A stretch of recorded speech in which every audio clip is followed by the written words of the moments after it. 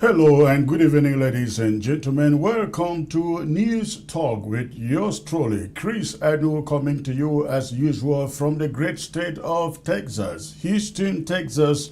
Precisely. Thank you for tuning in tonight from all of you watching by way of satellite television in all of Africa. And of course, those of you in the diaspora joining by way of YouTube and Facebook, thank you. Thank you for tuning in. Another day, another week, another show. And today I will be furnishing you with what is going on in Cameroon and what is happening with Issa Chiroma. Ladies and gentlemen, as everybody waits to hear what he comes up with.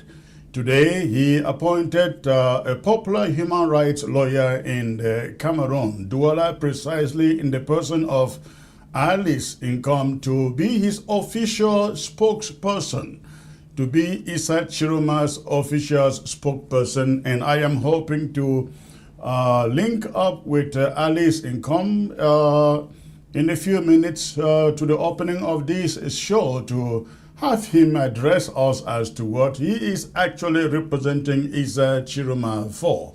In the meantime, there is an audio message out there supposedly coming from Issa Chiroma giving Cameroon 72 hours to leave Yaoundé, to leave A2D, to vacate A2D. We have not yet authenticated whether that is a legitimate message coming from Issa Chiroma, but I believe in the course of this program we would be able to validate that. I was supposed to be joined by Eric Chinje from Issa Chiroma's camp. I hope he will join in. I have not been able to get him yet. But that is what we're going to be dealing with tonight in this show. Please, if you are joining by way of Facebook and YouTube, do me the favor, hit your share button. Hit your share button and let us invite others to join the platform in their numbers as usual. Please stay tuned. I will be right back. ABS can help you reach your target audience like never before. Advertising on ABS, you'll benefit from our extensive reach and dedicated viewership. We offer special advertising packages during primetime slots and popular shows. You'll also be featured on our social media platforms, reaching an even wider audience. Don't miss out on this opportunity. Take your business to the next level. Contact our advertising team at absafricativ@gmail.com. ABS can help you reach your target audience like never before. Advertising on ABS, you'll benefit from our extensive reach and dedicated viewership. We offer special advertising packages during primetime slots and popular shows. You'll also be featured on our social media platforms, reaching an even wider audience. Don't miss out on this opportunity. Take your business to the next level. Contact our advertising team at absafricativ@gmail.com. Are you ready to unlock the power of AI? Mastering AI Tools, a practical guide to ChatGPT and OpenAI, is your ultimate gateway course to harnessing AI in your career or studies. Provided by Pascal Presentations LLC, a trusted name in cutting-edge education, this course empowers you with the skills needed to navigate and utilize AI effectively. Whether you're a professional looking to boost productivity, a student wanting to stay ahead, or an everyday person trying to upgrade your knowledge on this transformative technology, this course gives you hands-on experience and practical tools to make AI work for you. Don't wait for the future. Start mastering it today. Enroll now with Pascal Presentations LLC and take the first step towards transforming your potential with AI. Are you ready to unlock the power of AI? Mastering AI Tools, a practical guide to ChatGPT and OpenAI, is your ultimate gateway course to harnessing AI in your career or studies. Provided by Pascal Presentations LLC, a trusted name in cutting-edge education, this course empowers you with the skills needed to navigate and utilize AI effectively. Whether you're a professional looking to boost productivity, a student wanting to stay ahead, or an everyday person trying to upgrade your knowledge on this transformative technology, This course gives you hands-on experience and practical tools to make AI work for you. Don't wait for the future. Start mastering it today. Enroll now with Pascal Presentations LLC and take the first step towards transforming your potential with AI.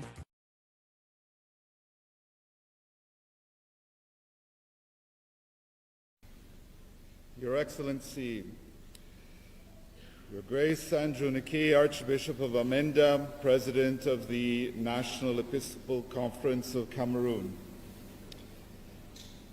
Excellencies, dear brother bishops, the Episcopacy, His Excellency Mr. Francis Faye Yongo, National Coordinator of the CNDDR, representative of the President of the Republic of Cameroon, His Excellency Paul Biya.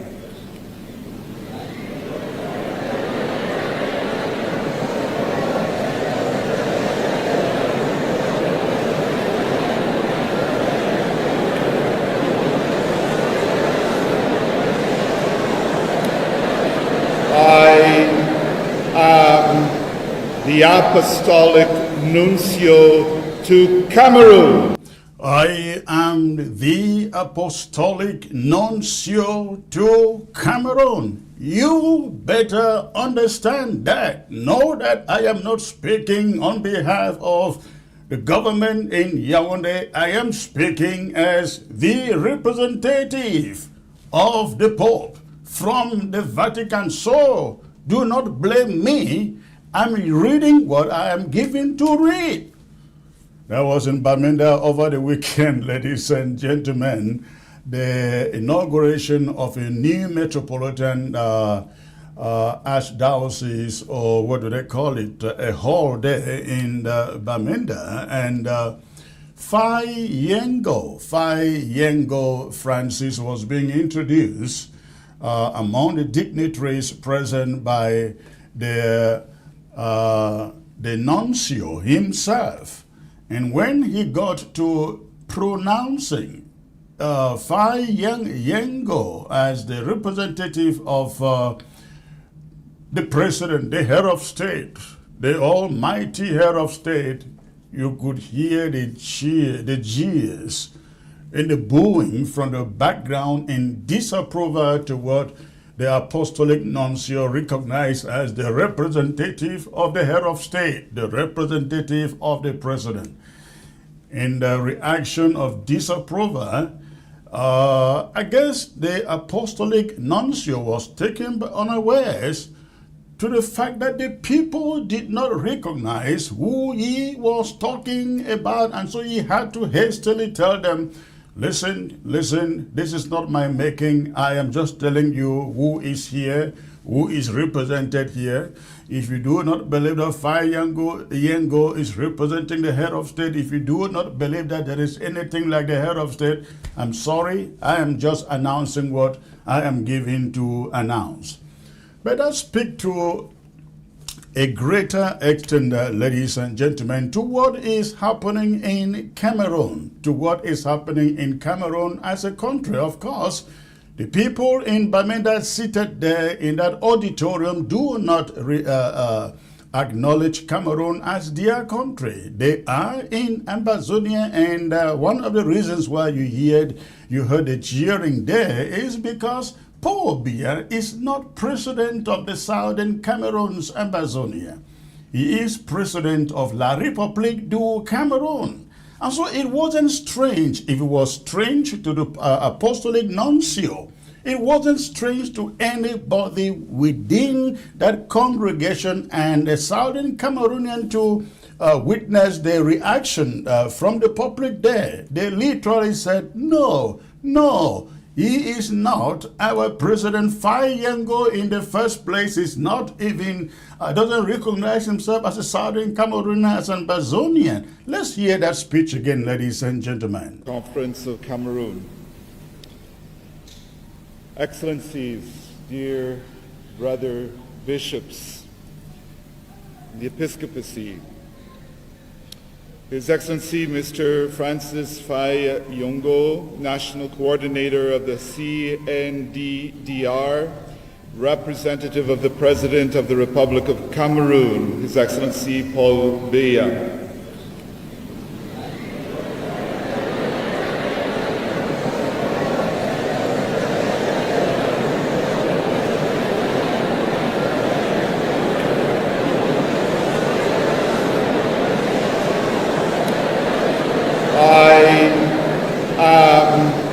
The Apostolic Nuncio to Cameroon.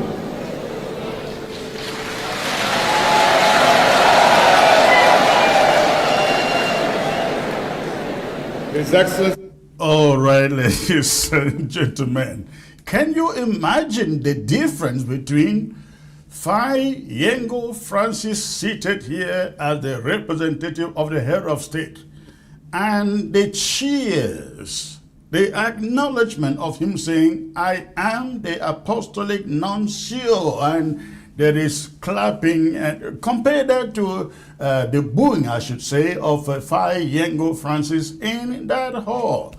If Cameroon, the leadership, the elite, they ever learn anything, I think they should learn from this moment in Bamenda that Paul Biya no longer has any authority anywhere, be it in La République du Cameroon or in Ambazonia. They don't have it. So please, what is going on there, demonstrates the fact that Cameroonians and Ambazonians in particular have long walked away from any authority that exists in Yaoundé. That is that. All right. I will take a brief break out, and when I come back, I bring you my monologue, and I have for a very interesting guest tonight. We're going to be having an exclusive interview, ladies and gentlemen, after my monologue. So please stay tuned. I will be right back. All right. Are you ready to unlock the power of AI?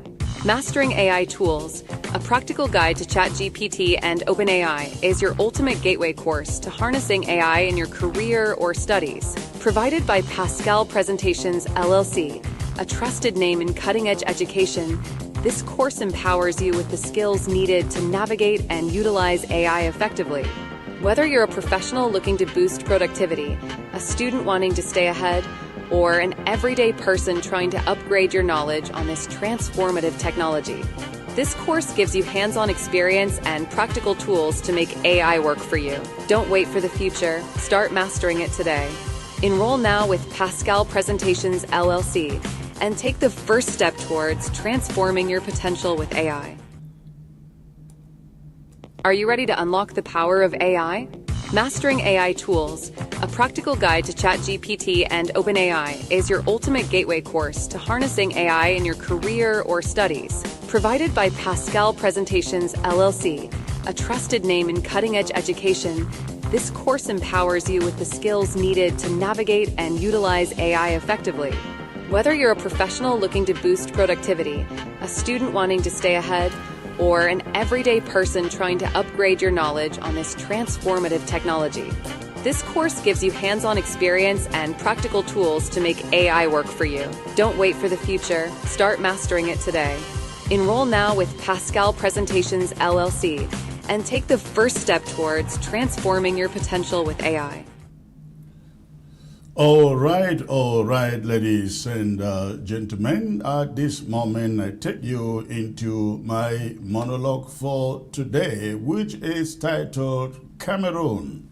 Cameroon, a nation at the edge. Cameroon, a nation at the edge. That is the subject of the monologue that I bring to you today. For decades, Cameroon lived under the illusion of immobility. They believed that no matter the pressure building beneath its political cross, the mountain would never erupt. But mountains only pretend to sleep. The tremors always come before the fire. And in this alternate Cameroon, the tremors have begun. The nation stands on the precipice of a fracture so deep, so total, that no political glue could ever hope to seal it again. What holds Cameroon together today, ladies and gentlemen, is neither unity nor trust, but the thin, trembling membrane of time. And time, as things now stand, is running out. It started with the ultimatum, a simple audio message, sharp, uncompromising, and resonant. The voice of Issa Chiroma, once considered a man of rhetoric more than action, delivered the sternest and most chilling command yet. Vacate the presidential palace within 72 hours. Not 48 hours as in the past. Not a symbolic shutdown. This time, the deadline was longer, heavier, saturated with intent. That is, if it is confirmed that the voice message is actually that of Issa Chiroma. Those in the palace in Yaoundé have heard it. And though outwardly they will not blink, their silence is not reassurance. It is calculation. Because this time the uncertainty is real. The regime has no idea what would follow once the clock hit zero. And fear thrives best in the dark of uncertainty. For years, they brush off such calls as political noise. But today their fear is palpable, if invisible. A silent tremor beneath their facade of control. It is not the ultimatum itself that troubles them. It is the unknown plan behind it. Issa Chiroma has vanished from the public eye, unreachable, invisible, yet communicating with his supporters on the ground. In the world of political shadows, invisibility is not weakness, it is strategy. And the regime knows that a man who disappears but continues to speak is not improvising, he is moving. Not knowing what he intends to do after the 72 hours is precisely what gnaws at Yaoundé. Unlike the previous episodes, when you call for a 48-hour shutdown, only for life to continue unshaken, this longer ultimatum, if it is coming from him, carries the weight of something brewing, something meticulously planned, something they cannot anticipate. And it is not only the government sensing the shift. Across the whole of Cameroon, across all of Cameroon, a rallying cloud forms over his supporters. The atmosphere is thick, heavy, and insistent. Some senior military officers, men who once swore undying allegiance to the old man in Yaoundé, have quietly begun leaning towards Issa Chiroma's cause. Several have already been arrested. Others stripped of their weapons. In a military way, carrying a gun was as natural as breathing. This disarmament is an unmistakable sign of fear within the regime. Already called soldiers of the Central, South, and East regions, that is, the Ewondo, Beti, and Bulu loyalists, continue to hold arms with ease. They are the last guaranteed defenders of the Etudi Palace. A shrinking circle of trust, a shrinking circle of power.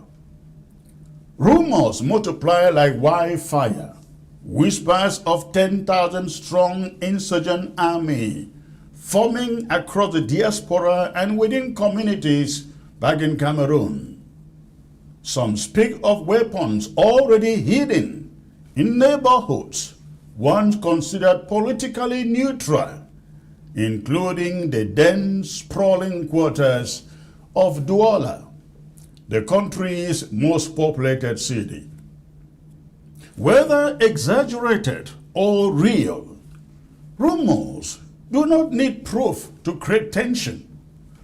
Their power comes from possibility, and possibility is the fuel of fear. The Etuidi Palace knows the ultimatum will not be obeyed. The regime has never stepped down from pressure, not once in its history. This refusal is part habit and part pride, part survival instinct too. And yet, the refusal itself brings the question that no one in Yaoundé dares to articulate aloud. Because if Issa Chiroma intends to act, and all signs indicate he does, then the next phase will not be speeches or symbolic gestures. It will be confrontation. And confrontation in a country built on unresolved fractures can only yield one outcome. But war in Cameroon, this Cameroon, ladies and gentlemen, this alternate Cameroon, will not be a straightforward clash between supporters and loyalists. It will be the spark that exposes a geographic and ethnic fragmentation decades in the making. The country stands today like a puzzle loosely held together by habit. Once shaken, the pieces will fall along their neutral fault lines, lines that history has drawn, that politics has deepened, and that crisis now threatens to carve open completely. The southern Cameroon's Ambazonia, though showing moral sympathy for any movement challenging the regime in Yaoundé, has already severe ties since 2017 with La République du Cameroon. Ambazonia sees itself as separate, independent, and fully disengaged from the internal conflicts of what it considers La République du Cameroon. For Ambazonians, any civil war erupting on the Francophone side is none of their fight. It is confirmation that their earlier separation was justified. To the north, the Fulani Hausas from Ngaoundéré through Garoua to Maroua simmer with their own frustrations. Long marginalized, long governed from afar by a political class they feel does not understand them. They may see in the chaos an opportunity to assert their own autonomy, a chance to break free. Then there are the Bassa and Bamileki regions, demographic giants with political grievances and a long memory of marginalization. In times of national unraveling, they too may choose to consolidate their territories rather than fight for a union that has never truly included them. At least that is what they consider it to be. Amid all this, Yaoundé would find itself isolated, its only steadfast allies being the central, the south, and the east regions. A triangle of power, rich in elite networks and political capital, but geographically small compared to the rest of the country. Even with resources and loyalist units, the question arises, can a minority of regions withstand the combined pressure of a fractured and weakened nation? This is the dilemma gripping the minds of those inside the palace. for the first time in decades, they can hear the echo of their own vulnerability. The truth is that Cameroon's stability has always been more fragile than it appeared.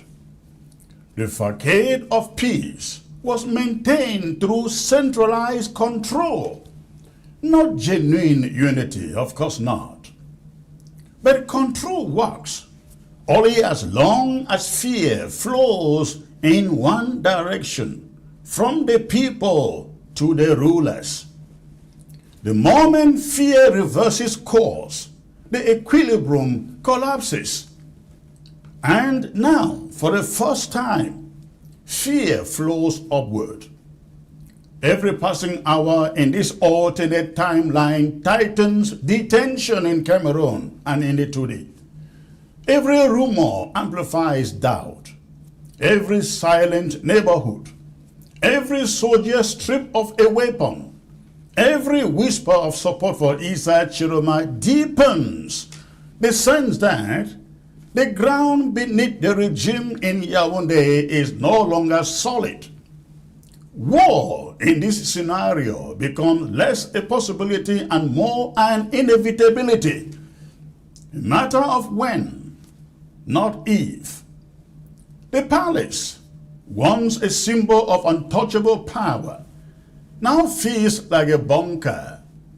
Its occupants wonder whether they are counting down days or the beginning of a long, exhausting civil conflict, one that could make governing for an 8th term not only impossible, but irrelevant. For in a fragmented country, what does a term of office even mean? Who would they rule? And how? This is the reality of a nation at the edge, where the slightest push from an unseen hand can send it tumbling into chaos. In this monologue's world, the world forming behind the scenes is not just about power. It is about identity, geography, and history. The ghost of grievances never resolved, the illusion of stability finally cracking. And as long as Issa Chiroma remains invisible but influential, untouchable but present, the regime's deepest fear will persist. They are preparing for a threat they cannot see, cannot predict, and cannot control. Cameroon in this painted universe, ladies and gentlemen, stands before a mirror, and what it sees is not unity, but a mosaic at the brink of explosion. The war in the making is not born from a single ultimatum. It is born from years of default tensions, silenced voices, and fractures that were never healed. The mountain has awakened, and the rumbling beneath Cameroon's soil says only one thing, The eruption is no longer a question of if, but a question of when. And that is my monologue for you today, ladies and gentlemen. I am being joined from the state of Maryland by somebody that you guys probably know just so well. Before I bring him in, I'd like you to listen quickly to this clip. Listen, please. Almost 3 hours back, we promised the SDO that we are gentlemen, we are peaceful, and we have never meant any violence. I want to congratulate you for being very civil, because we do not intend to cause any trouble. Our idea is to make our point heard. It is now more than a month that we have been on strike after having notified the government about our dissatisfaction with the erosion of the common law. Since our inaugural conference of the common law lawyers, on the 9th of May 2015. It is now more than a month. Barrister Bobga Harmony, a month turned into months, and months turned into years. Today we are counting the 9th year, sir. The 9th year since all this began. It's great to have you on the show, sir. Thank you very much. It's my pleasure being on your show. Thank you, thank you. It seems like your camera is breaking up there and freezing up. I don't know whether it's the network. Perhaps it's the network, but you're okay now? I can know you are frozen on the screen. Maybe if you want to change the gadget and just join back in using the same link sent to you, that would be awesome. Why is it doing? All right, ladies and gentlemen, while Barrister Harmony Bob Guy changes his gadget and rejoins, let's get on with the show. The moment he is ready, I will bring him back onto the show. I think, Barrister Bob Guy, if you can change I don't know whether you are using a laptop or a tablet or a phone, if you can change it, use the same link you got to log back in, that may be better. That may be better. So try that, please. So, ladies and yes, what did you say? I'll go ahead and use. I was just it's my tablet that I'm using, and I can hear myself clearly. I don't know whether the problem is on your own side. We hear you and see you, but what we see is a frozen screen and a breaking voice. Hold on. Let me go now. Let me use my phone. Yes, try your phone. Your phone may be better. All right, ladies and gentlemen, while we wait for Barrister Harmony Bobga to log back in, let me just get back to what is happening today. We'll learn today that Issa Chiroma has appointed the human rights lawyer, the lady you find on your screen there, as his spokesperson, in the name of Alice Income.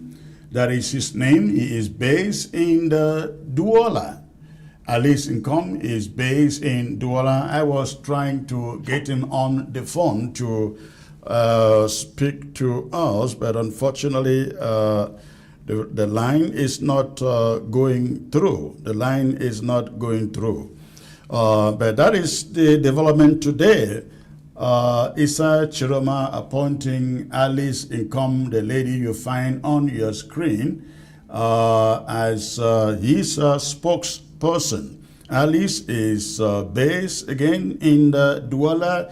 Is a popular human rights lawyer, a very defiant lawyer, a lady who has fought the system for so many years. Now named the spokesperson for Issa Chiroma. I reached out to her this morning before coming live on the set, and she agreed to join me on the set to talk about her appointment and what she hopes to do. But unfortunately, coming live, we can't get the line going through to bring her on.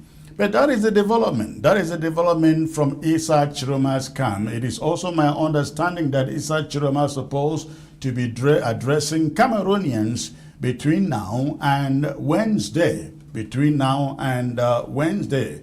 don't know what he has to say. I was also supposed to have him joined by Eric Chinje, who is in the camp of Issa Chiroma, but I have tried again.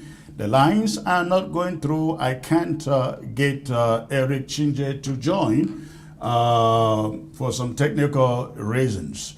However, Eric made it known to me yesterday that they are working on a long-lasting plan, and I think the appointment of Alice Income as a spokesperson for Issa Chiroma is telling as to what lies ahead, as to what they plan to do. According to the statement appointing Alice Income as a spokesperson for Issa Chiroma, it says she will henceforth be the person to speak on behalf of the president-elect. Now, president-elect in court.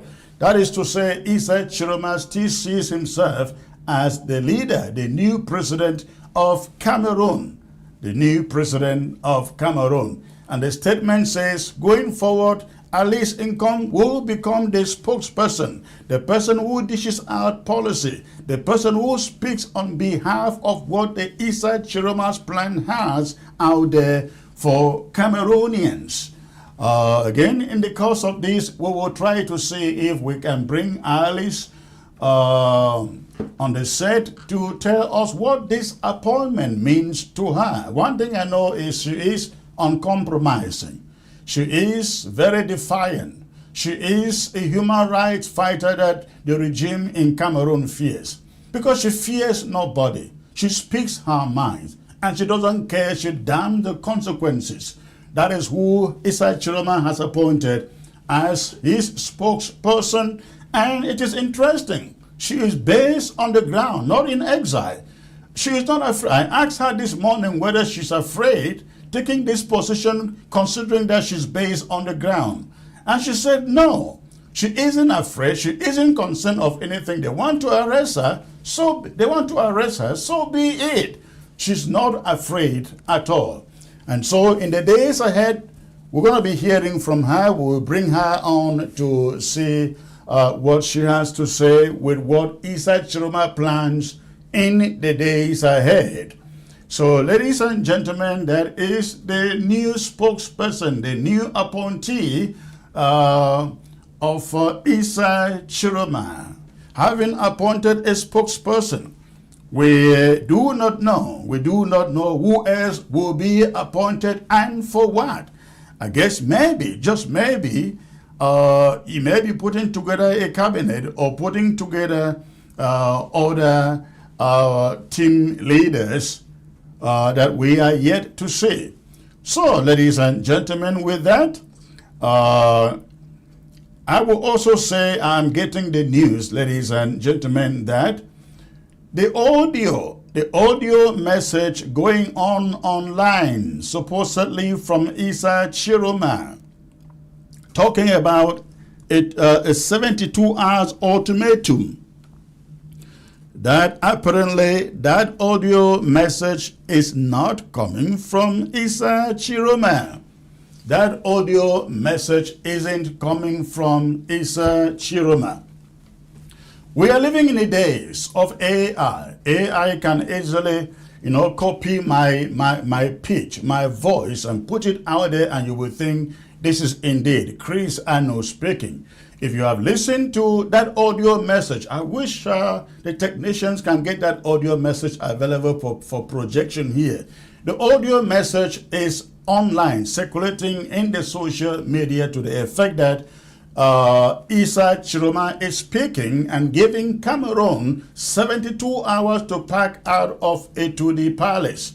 That message, again, we have confirmed, is not coming from Issa Chiroma, was not made by Issa Chiroma. In fact, I referred to that message in my monologue. But now we're getting information that that message isn't coming from Issa Chiroma. In fact, you go to the Facebook page of Issa Chiroma where they post most of the stuff that they want people to get. That message is not there. That message is created and his voice inserted through AI. So the message out there indicating that Issa Chiroma has given a 72-hour ultimatum to the regime in Yaoundé to pack out of it today, that message is not coming from Issa Chiroma. So dismiss it, ladies and gentlemen. Dismiss that message when you come across it. All right, so let me get back to Barrister Harmony Bobga and see if he is reconnected. Barrister, are you reconnected? It seems like your camera is still flickering out there. Oh my God. maybe there is a jamming of my system, because I've been trying to connect on my phone and it's not working. Yeah, this gadget you are using freezes up, and the voice breaks up, and we can't get effective communication that way. Okay, just hold on. Let me see if I can use my other phone. Sure, sure. Yeah. That would be better. Just give Just me. use the same link and follow the prompts and Right. connect. All right, I will be waiting out for you. In the moment, I'm going to take a brief break out, ladies and gentlemen. And when I come back again, I will be bringing you updates of what is happening in the Isa Chiroma's camp. Do not touch your remote. Do not touch your remote. I will be right back. Are you ready to unlock the power of AI? Mastering AI Tools, a practical guide to ChatGPT and OpenAI, is your ultimate gateway course to harnessing AI in your career or studies. Provided by Pascal Presentations LLC, a trusted name in cutting-edge education, this course empowers you with the skills needed to navigate and utilize AI effectively. Whether you're a professional looking to boost productivity, a student wanting to stay ahead, or an everyday person trying to upgrade your knowledge on this transformative technology, this course gives you hands-on experience and practical tools to make AI work for you. Don't wait for the future. Start mastering it today. Enroll now with Pascal Presentations LLC and take the first step towards transforming your potential with AI. Are you ready to unlock the power of AI?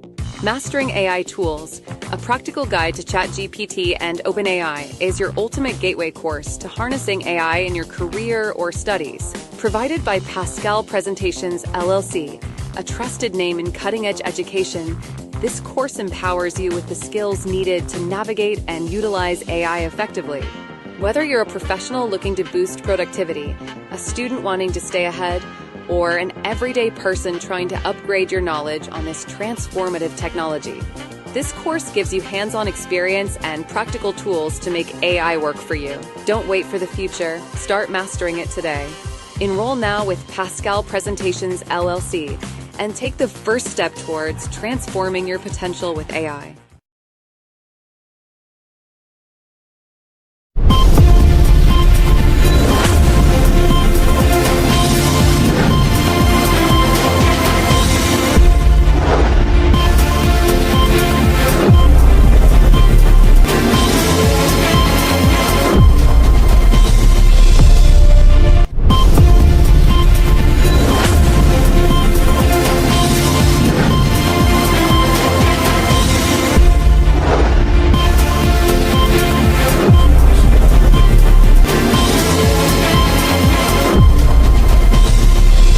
All right, ladies and gentlemen, thanks for staying put out there. I am still waiting for my guest tonight, Barrister Harmony Bob Guy, to get connected so I can bring him in to make some sense of what is happening out there today and also trace where we are coming from today, beginning 9 years ago. Cameroonians, when I mean Cameroonians, I mean, of course, La Republicans.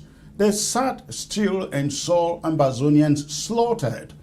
They sat still and saw Ambazonians, villages, towns, and cities burned. And they did nothing. Today, they face their own nightmare. And at the forefront of that nightmare is Isa Chiroma. Now, we know that if that information is true, again, these are rumors. That means allegations that French Cameroon citizens are piling up ammunition to confront their nightmare in the person of Paul Biya and his regime. What is going on in Cameroon today is unprecedented. This is a people who have had to deal with the regime for 42 years and counting. 42 years and counting. And when we fight in Ambazonia and blame Cameroonians, we are not really blaming its citizens. But we think that at a point in time, its citizens did not stand up, did not rise to condemn what was going on. The pogroms that happened took place in Ambazonia from their forces. Never did we see their politicians condemn the killings in the southern Cameroons. We did not hear their musicians putting out music condemning the killings in the southern Cameroons. We did not see their civilians take to the streets to protest the killings in the southern Cameroons. We never saw any of this. I think with the benefit of the hindsight, they are now saying today, we wish we had supported Ambazonia. We wish we had advocated for Ambazonia, because today, Francophones want Ambazonians to stand with them, to fight with them, to observe ghost towns and lockdowns with them. But Ambazonians say, no, we still have our own battles going on. How can we join you to fight your own? And in that country, if Ambazonians did not fight, ladies and gentlemen, nothing will happen. There would never be any smidgen of reform in that country. That would never happen. So unfortunately, that is what they face today.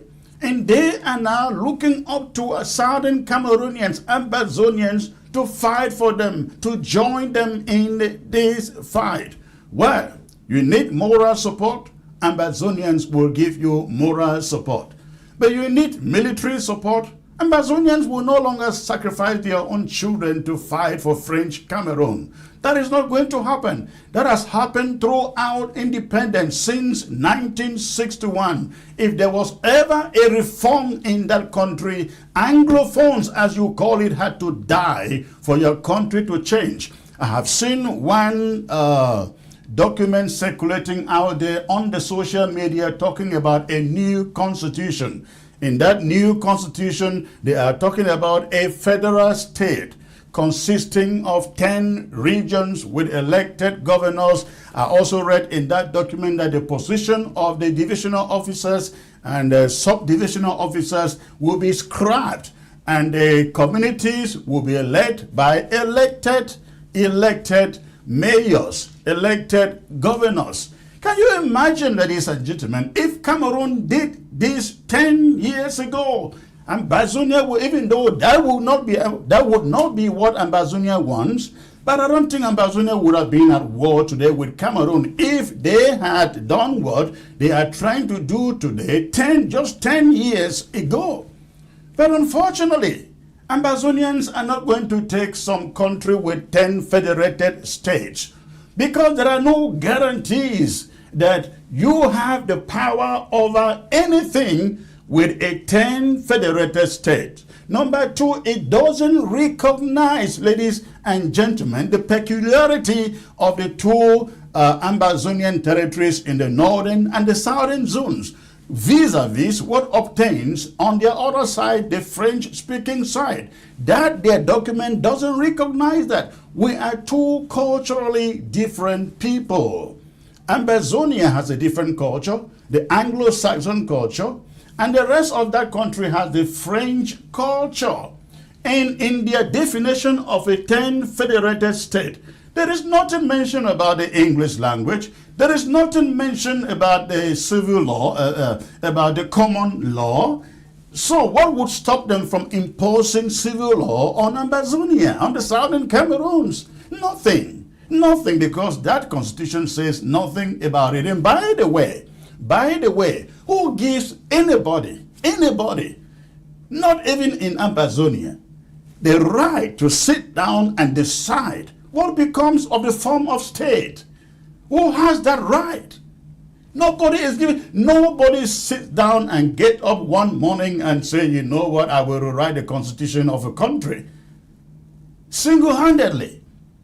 It is a thing that you appoint, you pick up representation from different parts of the country to sit down and consider what the constitution should look like. Nobody, not the Bettys, the Wondos, the Bulus, sit down and say, Let's give them this. That is what they tried to do in 2019 with their so-called Grand National Dialogue. They sat down and decided, let's give Southern Cameroonians, let's give Anglophiles a special status. Of course, in name only, special status. Let's give them houses of chiefs. They've been talking, they said they had a house of chiefs. Let's give them one. They said they had their own national assembly. Let's give them one. In 2019, they gave the Southern Cameroon so-called special status. The House of Chiefs, regional houses of chiefs, and regional so-called councils. So, ladies and gentlemen, look at that. I think it's about 7 years today. 7 years today. What difference has a special status made? What difference has the houses of chiefs and regional councils have they made to Ambazonia? Nothing. Zero. And so for somebody to sit in Yaoundé and think that they can tell Ambazonian what form of state they assume is to take every one of us for a fool. For a fool, because they have decided for our fate for the past over 60 years. They decided our fate. The time is over. The time is over. Let me check once more and see whether Barrister Bobga is able to communicate. Barrister, can you hear me, sir? Yes, I can hear you 515. I just changed the location. I got out of my study to speak. Okay, let's see if we can manage that. It is still freezing up. I guess maybe it is speed of your internet. But let's see if we can manage that. It is possibly so. I'm sorry? But I think it might be the speed of the internet, but the voice I is think it's more. the speed of your internet. If you use your phone, I thought your phone should have a better speed than that which you are using at the moment. Your phone should have a better speed. Now, for you to connect with your phone, you have to log out of your present gadget and then go to your phone and try to log in with the same information from there. Well, but tell you the truth, I hope.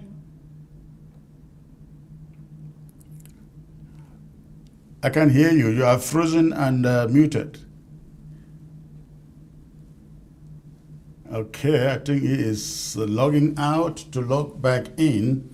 So, ladies and gentlemen, that is what is going on. So, once more, Issa Chiroma appointed Barrister Alice Income today to be the official spokesperson or spokeslady for his campaign. Alice Income is a Douala-based human rights lawyer, and going forward, he will be the official spokeslady or spokesperson for Issa Chiroma's revolution. Issa Chiroma's revolution. Income is very defiant. I spoke with her this morning before coming to you live. I was thinking she was going to join us, but apparently trying to get back to her, the network has not permitted us to reach her. So she will be the official spokesperson for Issa Chiroma's campaign. We don't know what other appointments will be coming next. We are looking forward to them to see who Issa Chiroma's appoints next. But what this means, ladies and gentlemen, what this appointment means is that Issa Chiroma is not sitting there quiet. He is not sitting there quiet as many people thought he would. That is not going to be the case. Again, if we take from this nomination, this appointment, Issa Chiroma doesn't plan to sit quiet or to maintain silence. And once more, let me add that the audio message making the rounds on social media to the effect that Issa Chiroma has given it to the 72 hours to pack that message in the voice of Issa Chiroma circulating on the social media is not from him. It is AI. It is AI. All right. Barrister Bobga, it looks better there, quite better. Try to turn it horizontal, please. Get it horizontal. I think what I would take a brief. Okay, leave it there. Leave it the way you have it there. Leave it the way you have it there. We'll do. No. Turn it. Don't mind the way it looks on your end.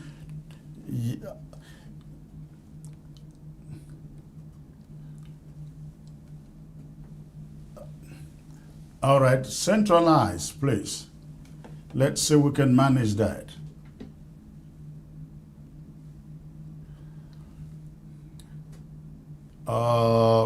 We don't hear you here. We don't see your audio. I think it is turned off.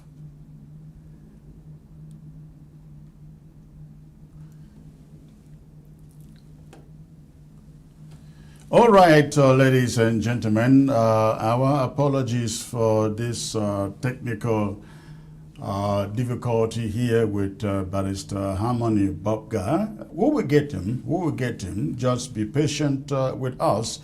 The issue is coming from his end. We're trying to get him to lock in with audio that we can hear. So who are you? You are looking at on your screen there the new appointee of Issa Chiroma, the official spokesperson for Issa Chiroma, the human rights lawyer based in Douala, called Alice Income. Alice Income has been appointed the official spokesperson for Issa Chiroma. Ladies and gentlemen, that is the person you find on your screen. That appointment came up today, and we are hoping and we are waiting for other appointments from Issa Chiroma's camp to be made. We can see you, your picture looks great, but no audio. No audio.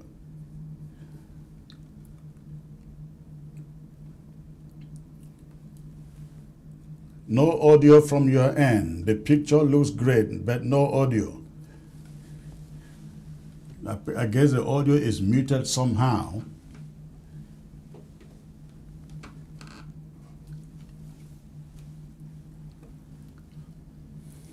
Log out, Barrister Bobga, if you can hear me, log out and then log back in. Let's see your audio is turned on.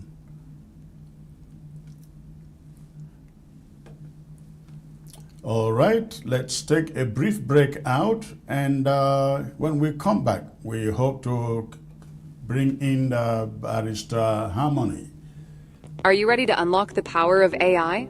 Mastering AI Tools, a practical guide to ChatGPT and OpenAI, is your ultimate gateway course to harnessing AI in your career or studies. Provided by Pascal Presentations LLC, a trusted name in cutting-edge education, this course empowers you with the skills needed to navigate and utilize AI effectively.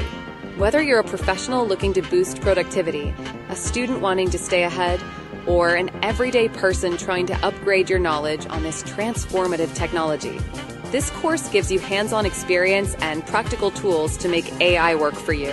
Don't wait for the future. Start mastering it today. Enroll now with Pascal Presentations LLC and take the first step towards transforming your potential with AI. ABS can help you reach your target audience like never before.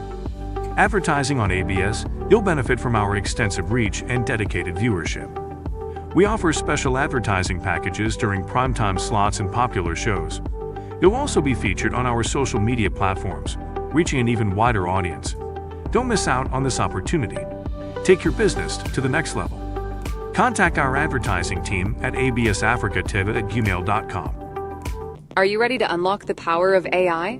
Mastering AI Tools, a practical guide to ChatGPT and OpenAI, is your ultimate gateway course to harnessing AI in your career or studies. Provided by Pascal Presentations LLC, a trusted name in cutting-edge education, this course empowers you with the skills needed to navigate and utilize AI effectively.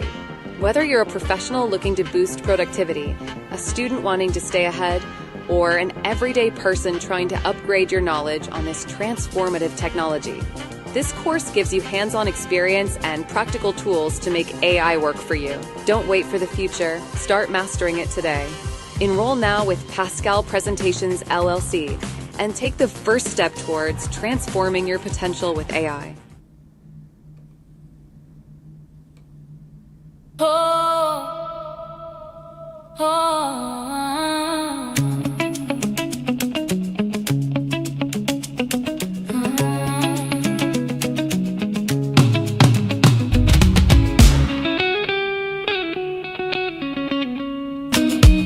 43 years the river has flowed. Same bank, same stone, same winding road. But the youth are calling with voices loud, breaking through the grey morning cloud. The land is tired, the people are strong, waiting, praying it won't be long. One man stepped from the halls of power to stand with us in this urgent hour. Chiroma, oh Chiroma, you carry our dream, a beacon shining where hope has been. From the mountains to the shore, we raise our prayer that change will come and justice be fair. Chiroma, oh Chiroma, light the way home for every child of Cameroon. In every village, every crowded street, hearts are pounding with history's beat. The hands that built this nation cry for schools that teach, for truth not lies, for bread on tables, for work and pride, for leaders who will walk beside, not above us, not beyond our reach, but one who practices what they preach. Chiroma, oh Chiroma, you carry our dream, a beacon shining where hope has been. From the mountains to the shore, we raise our prayer that change will come and justice be fair. Chiroma, oh Chiroma, light the way home for every child of Cameroon. To the elder who has served so long, your chapter's written, your story strong. Find your ease now in honor and grace. Pass the torch to a younger face.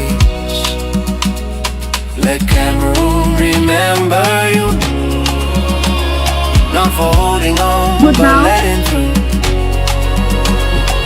The dawn that's breaking, the hope reborn. This is not defeat, it's a gentler moon. Chiroma, oh Chiroma, you carry our dream, a beacon shining where hope has been. From the mountains to the shore, the people stand ready to rebuild this blessed land. Chiroma, oh Chiroma, we believe, we'll come home. Chiroma, oh Chiroma, you carry our dream, Chiroma, a beacon shining and where hope has been.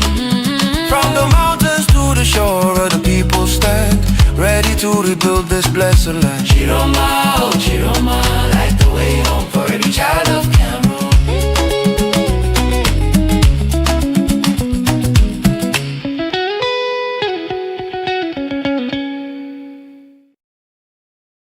Oh, oh,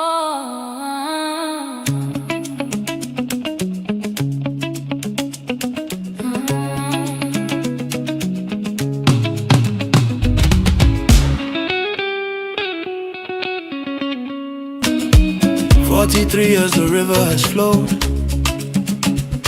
Same bank, same stone, same winding road. But the youth are calling with voices loud, breaking through the grey morning cloud. The land is tired, the people are strong, waiting, praying it won't be long. One man stepped from the halls of power to stand with us in this urgent hour. Chiroma, oh Chiroma, you carry our dream, a beacon shining where hope has been. From the mountains to the shore, we raise our prayer that change will come and justice be fair. Chiroma, oh Chiroma, light the way home for every child of Cameroon. In every village, every crowded street, hearts are pounding with history's beat. The hands that built this nation cry for schools that teach for truth, not lies, for bread on tables, for work and pride, for leaders who will walk beside, not above us, not beyond our reach, but one who practices what they preach. Chiroma, oh Chiroma, you carry our dream, a beacon shining where hope has been. From the mountains to the shore, we raise our prayer that change will come and justice be fair. Chiroma, oh Chiroma, light the way home for every child of Cameroon. Who has served so long, your chapter's written, your story strong. Find your ease now in honor and grace. Pass the torch to a younger face. Let Cameroon remember you, not for holding on, but letting through. The dawn that's breaking, the hope reborn. This is not defeat, it's a gentler moon. Chiroma, oh Chiroma, you carry our dream, a beacon shining where hope has been. From the mountains to the shore, the people stand ready to rebuild this blessed land. Chiroma, oh Chiroma, we believe, we'll come home. Chiroma, oh Chiroma, you carry our dream. Chiroma, shining and where hope has been. From the mountains to the shore, the people stand ready to rebuild this blessed land. Chiroma, oh Chiroma, light the way home for every child of Cameroon.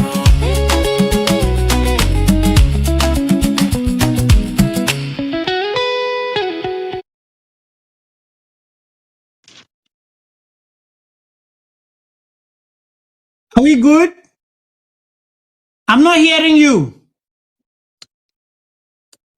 Okay, ladies and gentlemen, please accept our apologies here. Our guest, Barrister Harmony, had lots of technical difficulties connecting. I think we're able to get him now. Barrister, centralize yourself a little bit to the right, please. To the right. Like this? Yes, yes. To the right? Yes, please. Okay. Wonderful. It looks awesome is that good? now. Okay, so finally I can see you and I can hear you, and you look really handsome, sir. Good to see you. It's been a long time. It's okay. Thanks for the compliment. All right. Let me take your memory back then when all of this started. Take a look at this. This was you then when all started. Almost 3 hours back, we promised the SDO that we are gentlemen, we are peaceful, and we have never meant any violence. I want to congratulate you for being very civil, because we do not intend to cause any trouble. Our idea is to make our point heard. It is now more than a month that we have been on strike, after having notified the government about our dissatisfaction with the erosion of the common law. It is now more than a month since you have been on strike, since notifying the government of your dissatisfaction. The month turns into months, the months into years. The months, the months within which the 2 cubes of sugar Barrister Bobga were supposed to be dissolved, it turned into 9 years. How do you explain that for a country with all the money and all the military machinery that it has? What do you attribute this to? Well, I can tell you it's a long, long story. We had our common law lawyers conference, in the first quarter of 2015. Then I traveled to the United States for a wedding. And when I came back, my colleagues, particularly Agwabala, was rushing me that we need to do something. It was a little bit comic, but we're not dealing with the water under the bridge. Truth about it is that we had given the government 6 months within which to respond way back in 2015 to our grievances. And the government never did anything about it. We wrote to the Commonwealth embassies in Yaoundé, that is the British Embassy, the British High Commission, the Canadian High Commission, and the Nigerian High Commission, as well as the US Embassy. I got the letters. I made sure that they were posted by DHL. And we also moved on to file a petition before the famous Constitutional Council. At the time, it was not the Atangana Clement who was presiding. The president of the Supreme Court was deputizing for the Constitutional Council pending their setup, which eventually came to pass.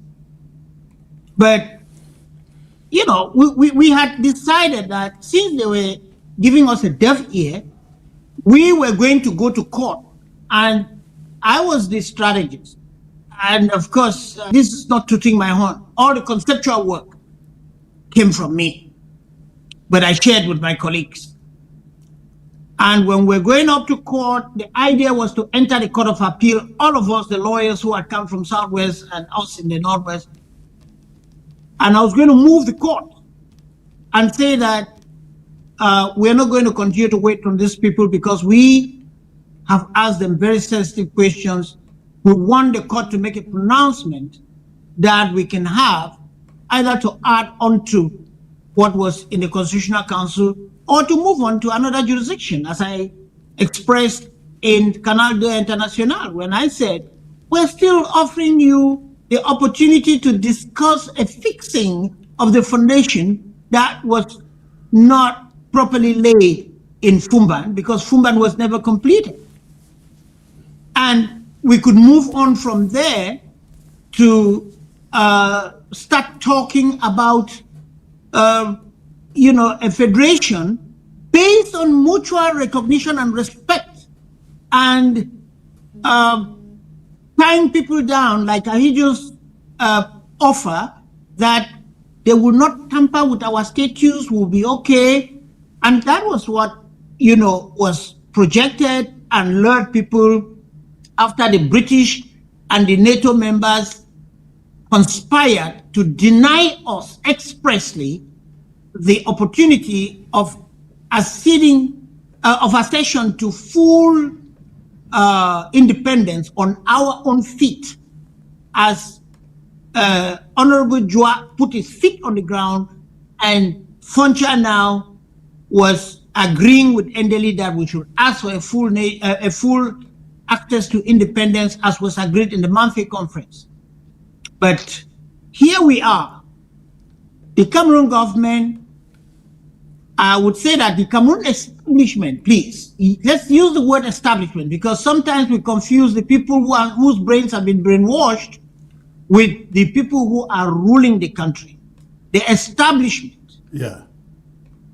They are the ones who are offering themselves as a mask for the foreign interest that is perpetuating the predicament of Southern Cameroon, just as well as that of the Republic of Cameroon. But here is the difference. There is a contractual arrangement between France and La République du Cameroun that was offered as a precondition for their independence. We don't have an act of union with Cameroon. We don't have a cooperation agreement with France, what they call Accord de Coopération, where right. France gave independence with the right hand and with the left hand, and took it back with the right hand. So I personally insisted on non-violence because I trust what the brains of lawyers can do. It might take a little long, but if you look at every revolution, this is exactly what happens. You go, you fight, you still come back to negotiation. And who are the best negotiators? The lawyers who understand the dynamics of dispute transformation from disagreement to peace and understanding. But I can tell you on a consistent basis, the La République du Cameroon kept walling up against us. And sadly, our own people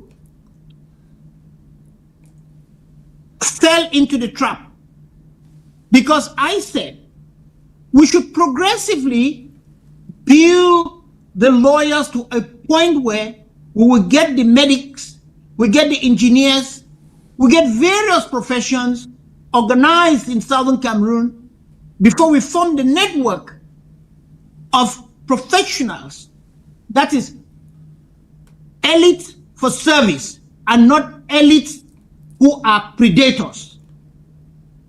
And when we were not having this response, I asked myself, what's really going on? My colleagues had come up with the idea of, having a network beyond lawyers, too far. I reluctantly agreed to it because I'm not a dictator.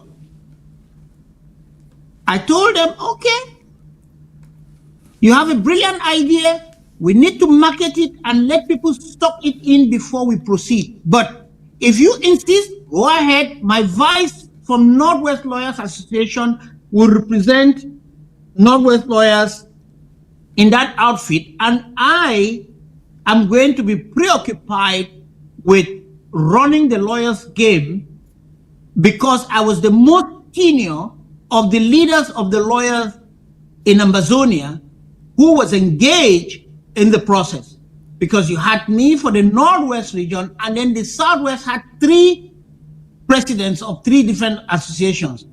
The FACO lawyers, which was led by Agbobala. There was the Meme lawyers, which was eventually led by Eyambe, who is now in Kondengi. And of course, there was our sister, who was the lone lady in the group. You see her in the picture on my right hand when I was making that speech. Now, when they got to the head, Neba Fontem, who had invited me much earlier to be an advisor to the English-speaking university lecturers syndicate, now joined to ask that we need to come together quickly and take advantage of the momentum. I agreed, but I told them, you deal with this. Mind you, he was so interested in leading. And when he met Bala in Boya, Bala called me and, in his presence and said, Nipopga, hell no. Lawyers cannot be dealing with something and other people are leading. We have to lead. Before that, the first press release of the consortium, and I'm the one who gave the name the consortium, had already been issued by Neba Fontem as president of the consortium. Bala said, no way. So they settled their disagreement and went against my advice, because I told them, recruit as many organizations as possible, and then we will have a constituent meeting of the consortium.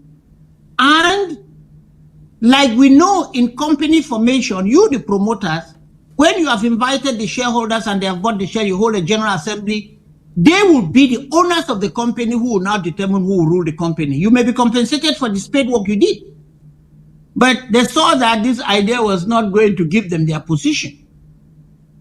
So they settled and Nibafontaine became the Secretary General and Bala the President of the consortium. And that is, like Fumban, another foundation with a crack. There is a lot that ensued after that. And what happened in the first, second, and third conclave in Nigeria, all of which I was invited to, but I said I'm not going because I wasn't sure. I knew that it was not safe ground. I can now tell you, especially when I was dissuading you during my headship of the triumvirate, that you should not immediately go to Nigeria after the abduction of Siseko and co. My classmates, lawyers with whom I trained in Calabar Nigerian Law School, they are everywhere in the Nigerian government, some in the Secret Service. They told me, Harmony, keep your distance from Nigeria. I didn't need to announce that, but I advised that it is not safe. I have an office in Nigeria. I had an office in Nigeria up to 2010. I schooled there. I'm functionally a Nigerian lawyer. I advise that the waters are too hot for anybody to venture into it. And right from Cameroon, there were snitches that participated in the organization of the first, second, third, and fourth conclave. That's a discussion for another day. But to tell you the truth, what is going on now in La République de Cameroon, I want to thank you especially for this opportunity, because I want to tell Southern Cameroonians, you have never legally been part of La République de Cameroon. We were simply overrun and occupied. And this explains why, after I filed the petition before the Constitutional Council, and one of the prayers was, show me the Act of Union, that file has been pushed under the carpet. Nobody wants to touch it. They are not rushing for it like to declare the fake election. And they called us. Balade persuaded me that we should go to Yaoundé and have a meeting that the government had organized. First thing is, they were not dealing with us who were involved directly with our complaint. They brought some CPDM lawyers who were pro-government, and even brought Francophones. And when I got there, I said, hey, this is not going to work. People told me to calm down, let us just talk, and so on. I said, okay, let's go ahead. And I saw their agenda, I corrected it and distributed it, and it was rejected. Okay. In fact, there was a lady who was sent, a Secret Service lady who was sent to shadow me. She saw me. I was very different from what they had presented, and she told me to be careful. It was not because she liked me. It was not because she was prepared to betray her own side. It was a divine intervention. And when my book comes out, you will see the details inside. Maybe I'll allow you to march on with your question. You must have a full basket for me. I absolutely do. I absolutely do. Now, you chronicle from 2016, 17 to today. I said in my monologue that when we started this, Francophones saw us as troublemakers. Never for once did they condemn the killing on the streets of the southern Cameroons and Bazonia. never heard their musicians take to the public composing music condemning the regime in Yaoundé. Their politicians never for once say to their leaders, you have to stop the pogroms you are committing in Ambazonia. But today, after the October 12 elections, the perception on that side is, let Ambazonia join us, let's fight for this, after we'll talk. Do you see any logic in that? What, in your opinion, should Ambazonia do? Join them to fight for La République du Cameroon? Now take note, every time a change has been effected in that country, Ambazonians had to die for it. Should this be a cause for Ambazonians to join? I say absolutely no. A categorical no. You will remember when I got to the United States on the 25th of January 2017, Jeune Afrique Économique published an article. Barrister Harmony Bobga dribbles the Cameroon government and surfaces in Washington. Because 2 days after I arrived, there was a demonstration before the French embassy, and our folks took me there, and everybody was trying to interview me, and I was explaining stuff to them. Look, the problem we have is that even the majority of Southern Cameroonians, because we have all enlisted in the University of Warsaw, instead of sitting down, researching and cross-checking information the traditional way, and again, because our population is quite youthful, people don't know the truth. More than 70%, and this is a conservative estimate, of Ambazonians were born after we had been overtaken and occupied. So they don't even know. But someone like myself, I was born on the 28th of June, 1958. That was in Southern Cameroon, not even West Cameroon. And by some stroke of luck, my dad used to be chief clerk and paymaster general of the Common Printing Press when I was still in class 4 in primary school. So almost all the gazettes of Southern Cameroon and West Cameroon, I had the opportunity of reading them from primary school. And I knew the details of our transition. My dad was also a member of the Cameroon Youth Movement that was fighting the Igbos that were terrorizing us. So I come from the crucible of a revolution begun against me, but asphyxiated or attempted to be asphyxiated all along by the Cameroon government in collaboration with the NATO members led by France. So what I'm saying is this: thanks to the modern technology where we can educate people very fast, we need to use a media like yours to educate Southern Cameroonians about their identity.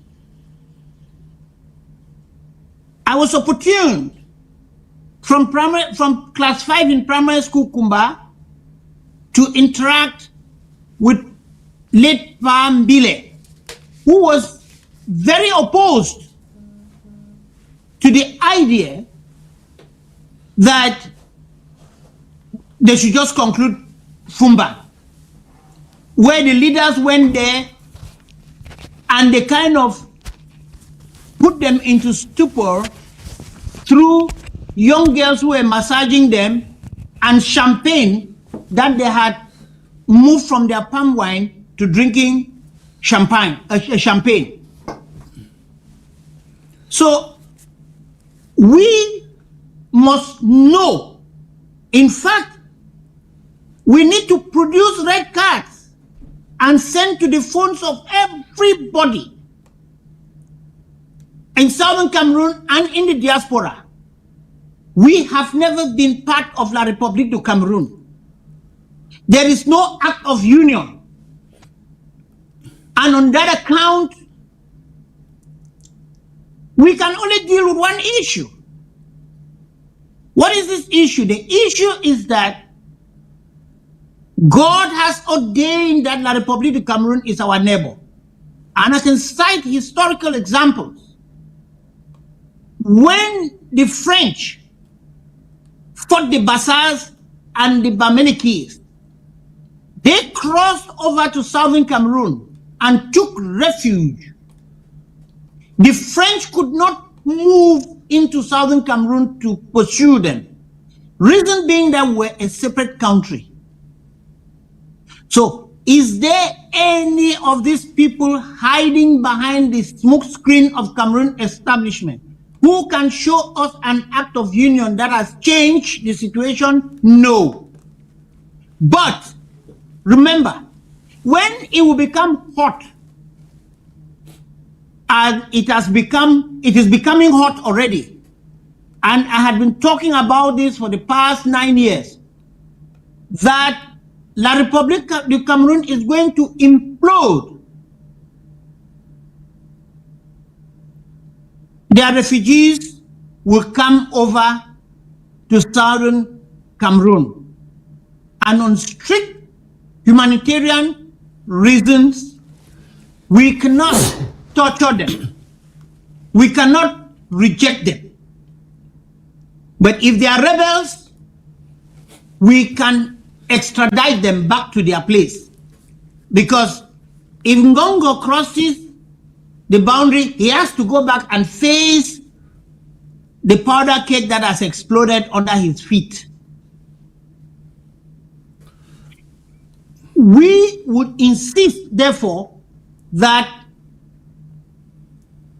we welcome His Excellency Issa Chiroma's olive branch, which to me is an offer for us to dialogue unconditionally about the predicament of southern Cameroon. I have had the opportunity to talk with some Francophone intellectuals. A person like Maurice Kamto in 2016 invited me to the headquarters of his party and was telling me that we need to collaborate. I told him, hell no, we are collaborating where? For what and for who? We are not part of your system. We are restoring and developing our own system. We will collaborate as Pan-Africanists, but not as members of one nation. They went to the international and the Constitution, the International Court of Justice, and the basis upon which they laid their claim on Bakassi was that we were part of German Cameroon. That's so dumb. It is either intellectual dishonesty or gross incompetence in reading simple stuff and interpreting it. Because after the First World War, the German possessions were completely and definitively liquidated. And the idea of a trust is that you hold a legal title for a period And when the beneficiary comes of age, you transfer that legal title to them. Britain failed to do that for us. And we cannot blame them, because a lot of people don't even understand. There is no difference between France and Britain. All of their royalties are connected to the Germanic House of Hanover. So their collaboration is constant. And we in Southern Cameroon were used as a trade-off. If you go by road to Ghana, when you get to the border between Togo and Ghana, you realize that as soon as you cross the Ghanaian Togolese border, you have the Togolese people, Ewe people, right up to the immediate outskirts of Accra. So the whole of Ho and Volta region and so on, that is part of Togo. So we were traded off to the French because the French also traded off the Ewe people to the British. They don't see us as humans. They treat us as pawns, because when they look onto us, they see but our resources in the subsoil. They don't see human beings moving around there. And this is what we have to be very conscious of. We have to know that we are who we have always been, and I can tell you, if not of the information I have in my head, I would never have left Cameroon. But I knew if I stayed there, after having been notified that orders had been given for me to be assassinated, it's not only myself who will lose my life, but Ambazonia will lose resources that they need to march on with. So it is a no-no. We will support Issa Chiroma from a Pan-Africanist standpoint, and as a neighbor that we don't have a choice, we will collaborate with them. I had a discussion with a big brother sometime on this kind of program, and he was telling me about the ossification that we have been with the Francophones for so long. Foul. Let me talk like Zebudaya. Foul, foul, foul, foul. That cannot work. The fact of the matter is that in 1963, the OAU has settled it that we accept the colonial boundaries and stick to it. So now, let me yes. stop you a little bit there. I'd like to take you back to something. What sparked the Ambazonian struggle back in 2016? You, the lawyers, protested the decimation of the Anglo-Saxon legal system in the southern Cameroons. The teachers stood up against the bastardization of the educational system. I want you to do me a critical appraisal here. It's been 9 years, and they have had their grand national dialogue with other things. Please, I'd like you to do a critical and honest appraisal. Has anything changed in the legal system in Ambazonia since this war started? In other words, did Cameroon kind of felt a sense of remorse and said, let's do something about the grievances of the lawyers and of the educational system? Has that happened? No. In fact, you would like to know that most of the Francophone magistrates and judges are still within our territory. In fact, the higher judicial council, let me just tell you, the higher judicial council that does transfers of magistrates and promotion has not sat since this problem started. So all the people we said that you pull out are still there. But that's not where the problem is. Mind you, the keynote presentation that I can now tell you was, it is out of it that the resolutions were summarized, were in my laptop. It was in my laptop for almost 2 years, and nobody knew about it. No, not even in my office. And you may understand that I use the lawyer's stuff as a slit from which we could crack the glass ceiling and start the revolution. In fact, the day I mooted that idea that we should have a conference, I was terrorized by some CPDM lawyers in Bamenda who threw all sorts of invectives on me. I remember I shed tears in front of the lawyers, and I decided I was going me home. Then the youth stood up and said, hell no. You are the only one who is talking and looking into the future of your children. Come back, we are behind you. That's how I came, and we set up a small committee, and we went to Kumba, went to Boya, and also to Manfe to market the idea, and it was bought, and we took off with it. Since that day, if anything has happened, they have only tightened the knot on our neck against our demand.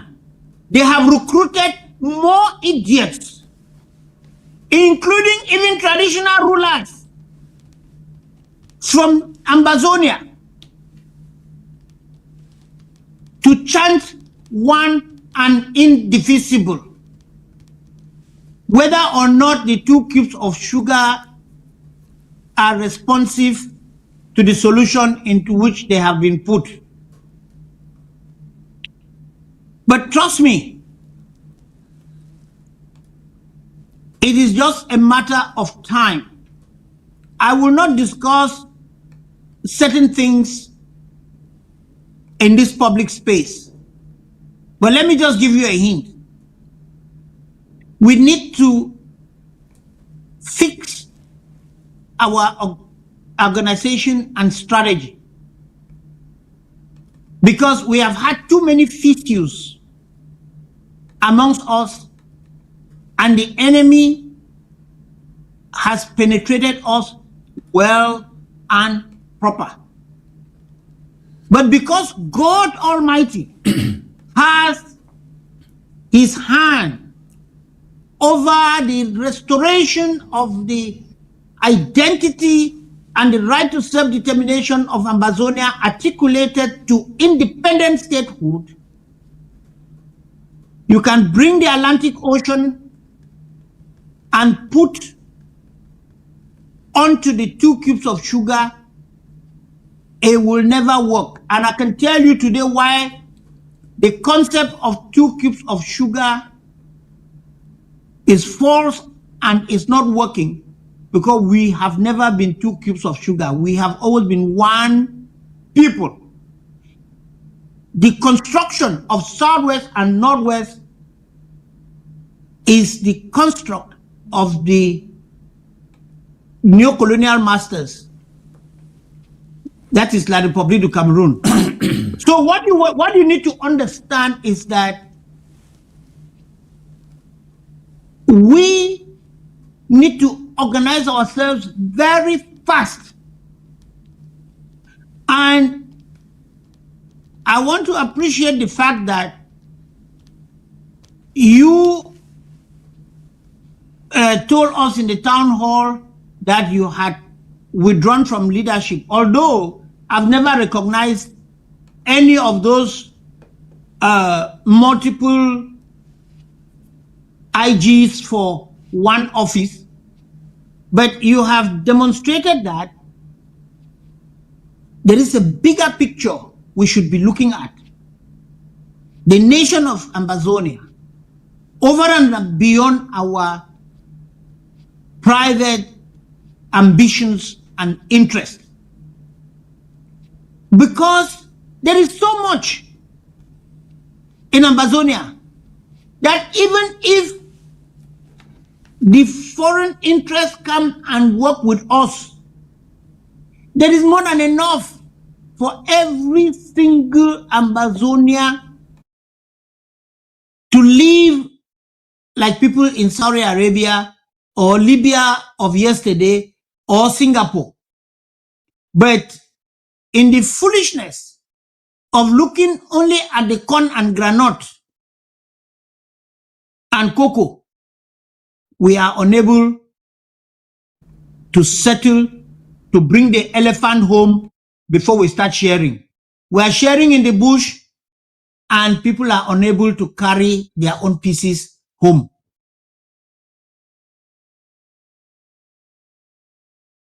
All right, Barrister, stay put in there. I'm being joined by Barrister, one of your colleagues, Barrister Alice Income, who was... Okay, yes. That's my senior colleague.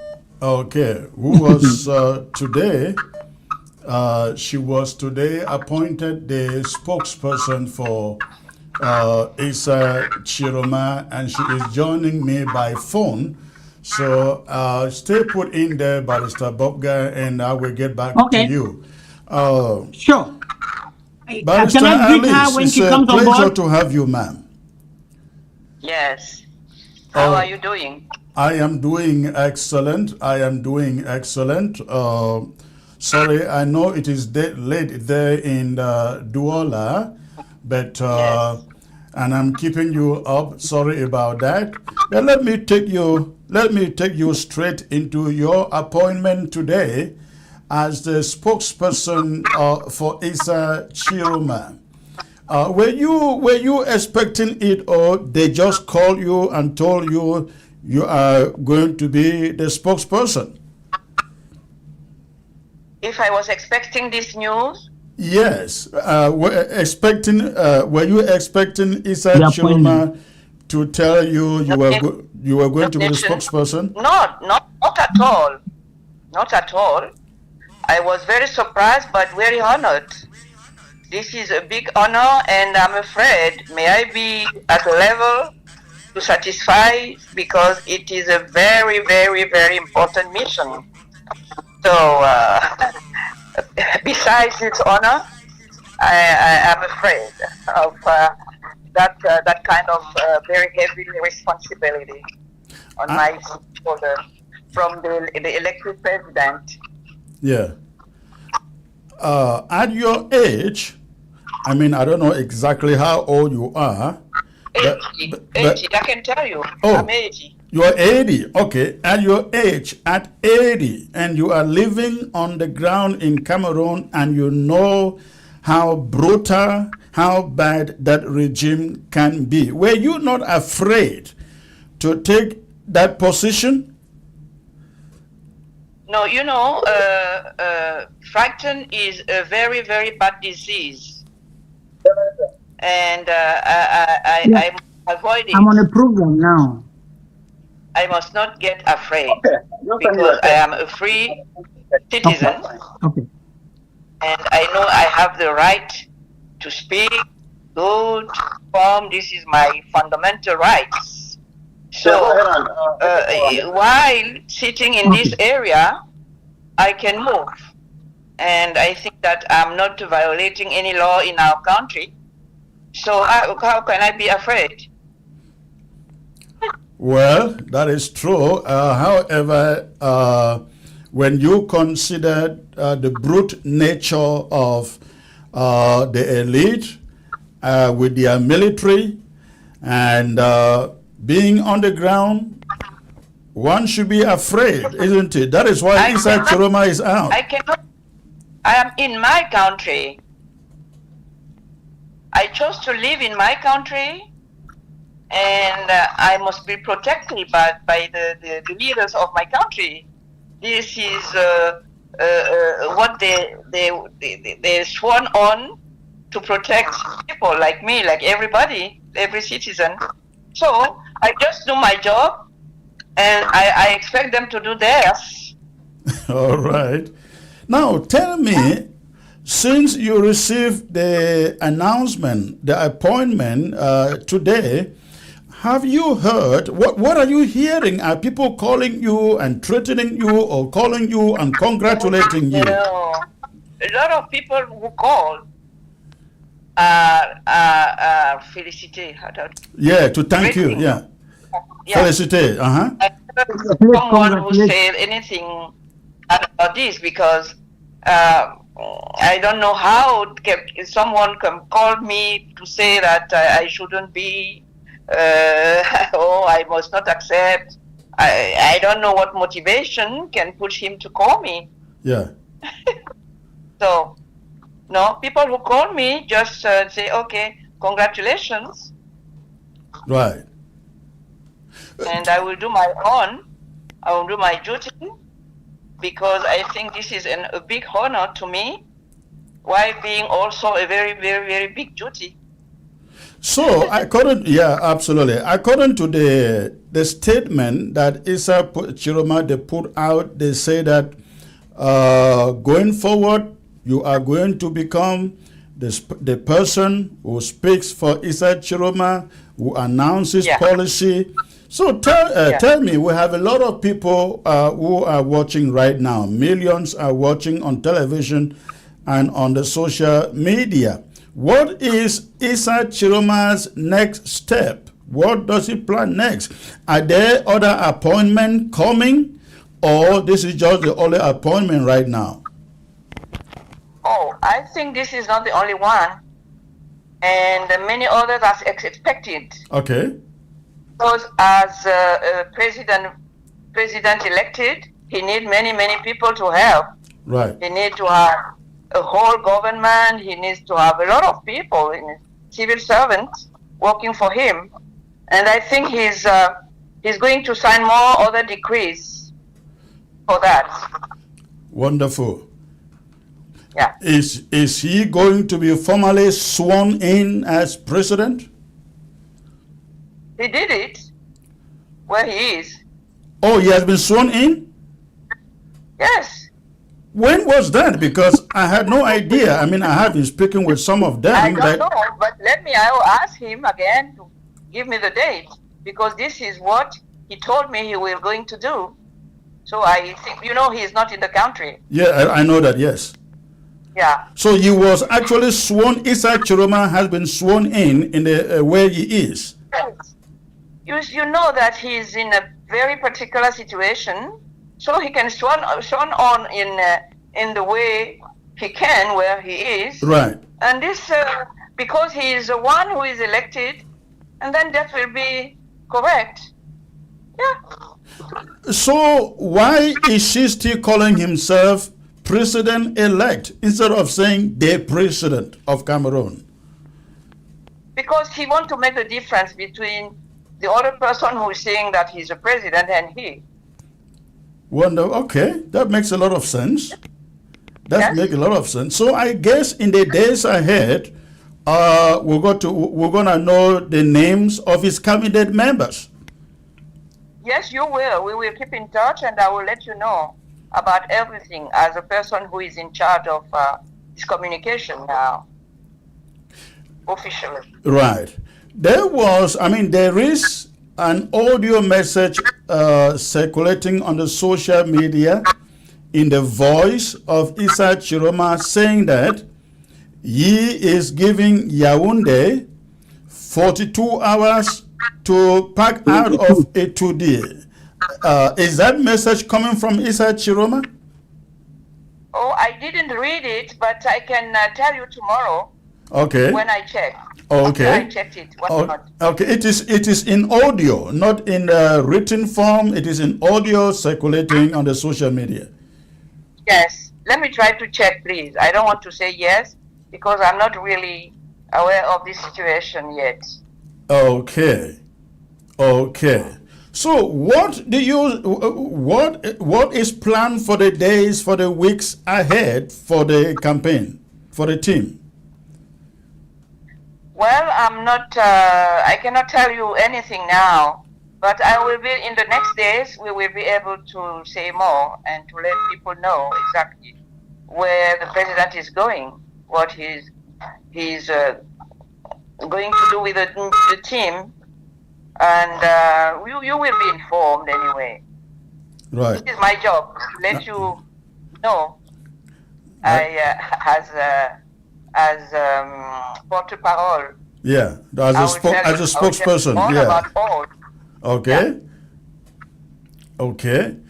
Are you concerned? Are you concerned that Issa Chiroma is not being heard enough, is not out there enough, and it is killing the momentum on the ground? Well, I cannot answer this question, but I know that his situation is not a normal situation. Yeah. And I really don't know in which country he is, because his security is not insured. Right. You know that. Yeah. So it's very difficult to have a lot of answers about what you are concerned with.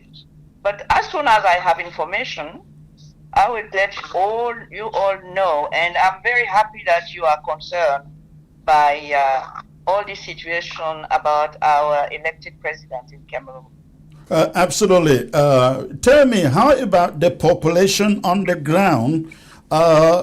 Is the momentum still there? Are they patient? Are they ready? I mean, are they patient enough to see? Oh yes, they know they elected him.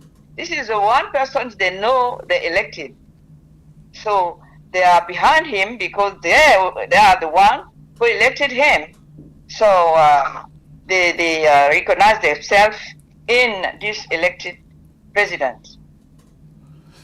Are you afraid of arrest? Oh my God! You know, I am a very old lady. I'm 80. Yes. And I'm also a lawyer. Right. I am not afraid because I don't violate any law in the country. So how can I be afraid? Well, you know, the law in the country doesn't work the way that other laws work. The makers of the laws, they break the law and with impunity. So knowing that you are representing somebody who is claiming to be the president of the country, whereas they have installed their own president, they may have to come after you, right? Yes, but this president is always crying and saying and singing that we have democracy and the freedom of expression in his country.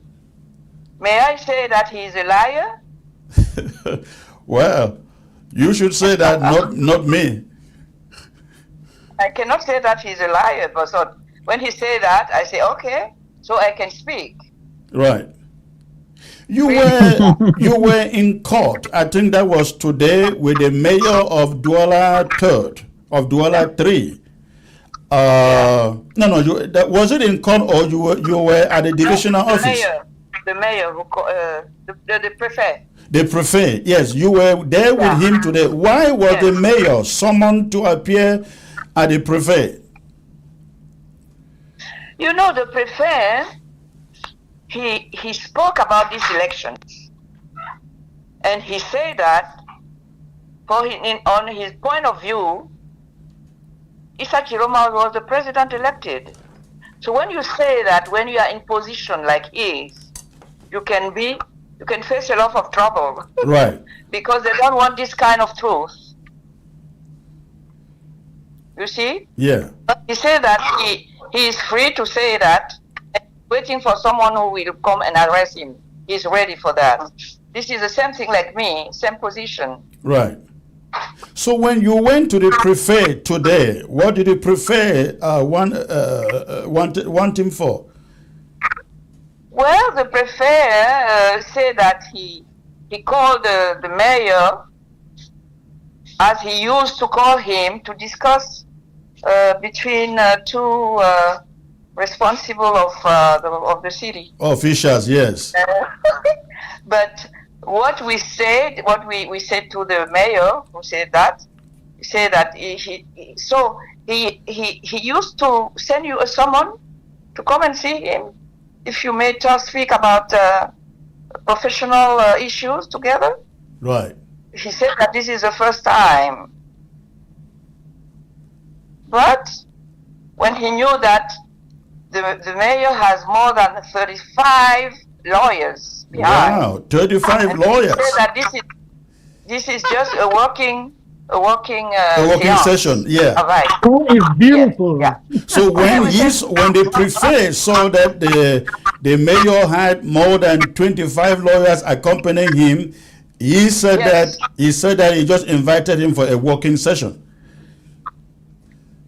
He said that he just asked him to come for a working session, so he doesn't need to have so many lawyers. Okay. It is work. C'était une séance de travail. So we say, okay. We agree that if it's a simple séance de travail, but this time you send him a summon, Right. Right. we are happy to know that it is just a séance de travail. It is. So how long did the mayor 1 hour. 1 hour? They sit together. Okay. And were you in the chambers with the mayor and the DO, or your lawyers were outside? We were outside in a secretariat, waiting there. Interesting. The prefect said that he doesn't understand.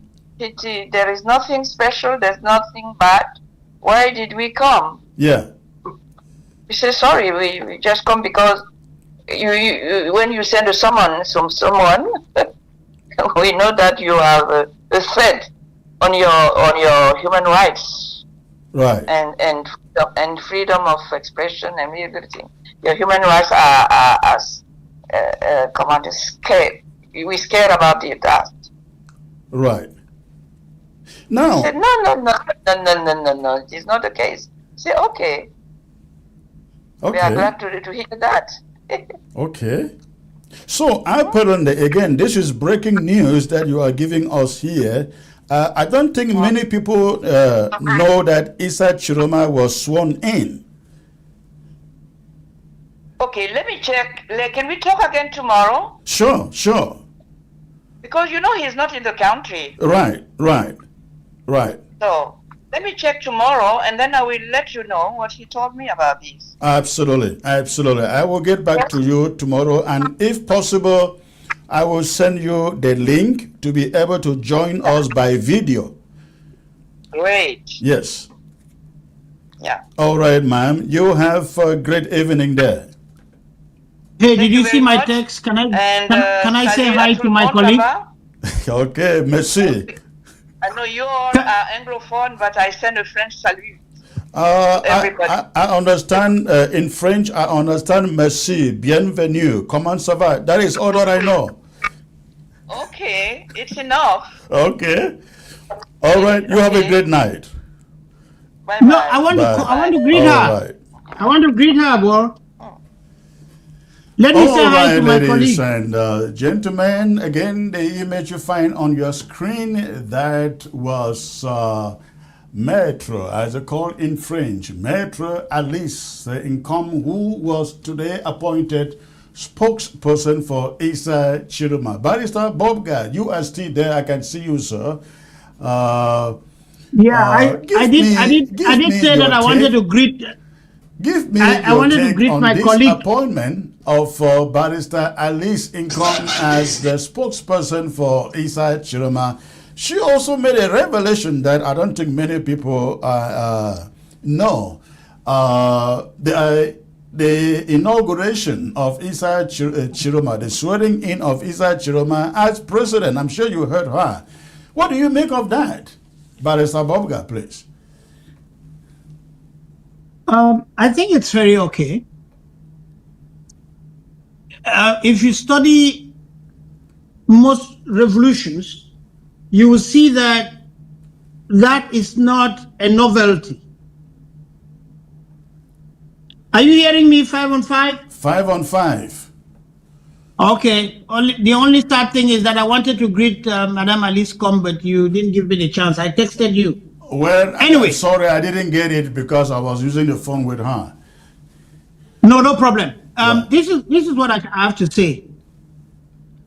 It is perfectly all right for His Excellency, and that's why I call him His Excellency Issa Bakari Chiroma. You remember the case of the current president of the Gambia? Yes. He was sworn into office not on Gambian soil, but in Senegal. Dakar, yes. Yes. So all it takes is that you are the legitimate person, and the process of the swearing in,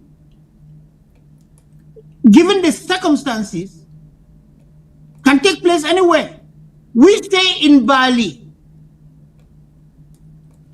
But in Vimanka, that's when you deliver a baby on the hill where there's no stream, you use urine to give the child the first bath. That doesn't change her from being a baby or him being a baby. It's still a human being. And it only makes the circumstances special that he is sworn out of the territory. And let me tell you something. You have listened to Brother Eric Chinje. There is a lot of backstage nonsense that is going on, trying to bend the arm of His Excellency Issa Chiroma, that he should be compensated somehow and then pull back from his insistence on his success at the election. And again, the French are behind that kind of nonsense. It is an attack, not on Cameroon with impact on Ambazonia. It is an attack on the sovereignty of Africans. And little Macron should stop that nonsense. Who is little Macron in this case? Pardon? Who is little Macron in this case? The president of France, is he not my younger brother? Okay. Just small boy. Yes. Look, the problem here is that our people should understand that what has been done with the appointment of Alice. Madame Com. I was going to call her, tell her that she had been elevated to la reine, the queen of rights of the people. Mind you, the Europeans, our friends and enemies in Europe and the West, are always very mischievous. Before Mandela was free, the European Union created something they call European Parliamentarians for South Africa. Because they saw that if the ANC wins the war on the battlefield, that's the end of the white people in South Africa. So they now set up that stuff and then pump money into it and started negotiating, so that it was they who would appear to have initiated the negotiation, just so they could protect their investments in the gold and diamond mines and more in South Africa. This problem we are having in Cameroon is because Chiroma has come on stage as a thunderbolt. If France had known and negotiated with Chiroma, thank God it did not happen. they would have told Biya, you get out of here. Just the way they dumped Bokassa, the same way they dumped Mobutu. And that is what we have to learn. That we are the only ones who are responsible for our own destiny. There's no helper out there. But Barrister, is it late for the French to say, Paul Biya, get out of there? Is it late? Look, it is not late, but humility is not one of the things that the Europeans are blessed with. Their arrogance dictates their foreign policy towards Africa. They think they have a right. Did they have a reason to kill Gaddafi and many other people? That's arrogance and impunity, which is unconscionable. And what I'm saying is this. What is going on in La République du Cameroon, only 30% of it is benefiting La République du Cameroon. It is heralding a new renaissance in Africa. 2 days ago, I watched a video of the former president of Botswana when he was accepting the bestowment of an honorary doctorate on him from a university in Kenya. He spoke and even referred to Cameroon. And we need to understand that there is an awakening that is sweeping across Africa. And I think Mr. Chiroma has thought really wise. We have been undermining the power of the women. I recall you are a pastor. We say that we are physical and spirit beings. Very few people will stop and reflect on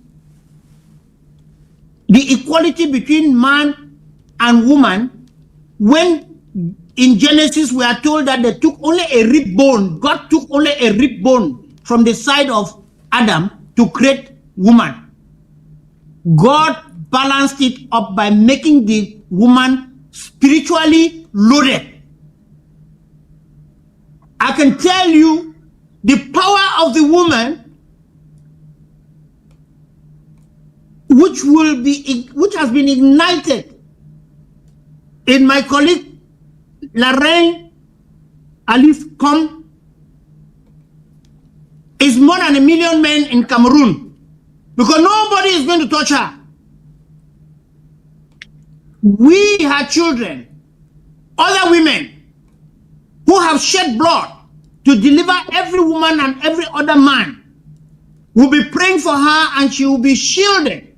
She will be beyond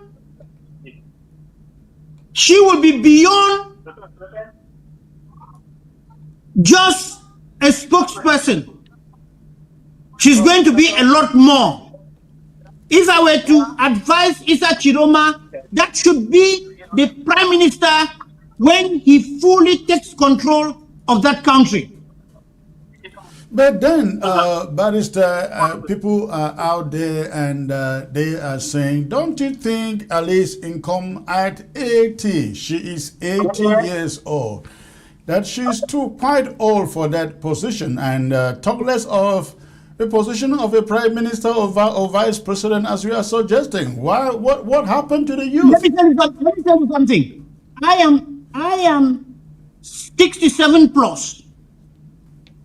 But I have the energy of a 35-year-old. Look at Madame Com.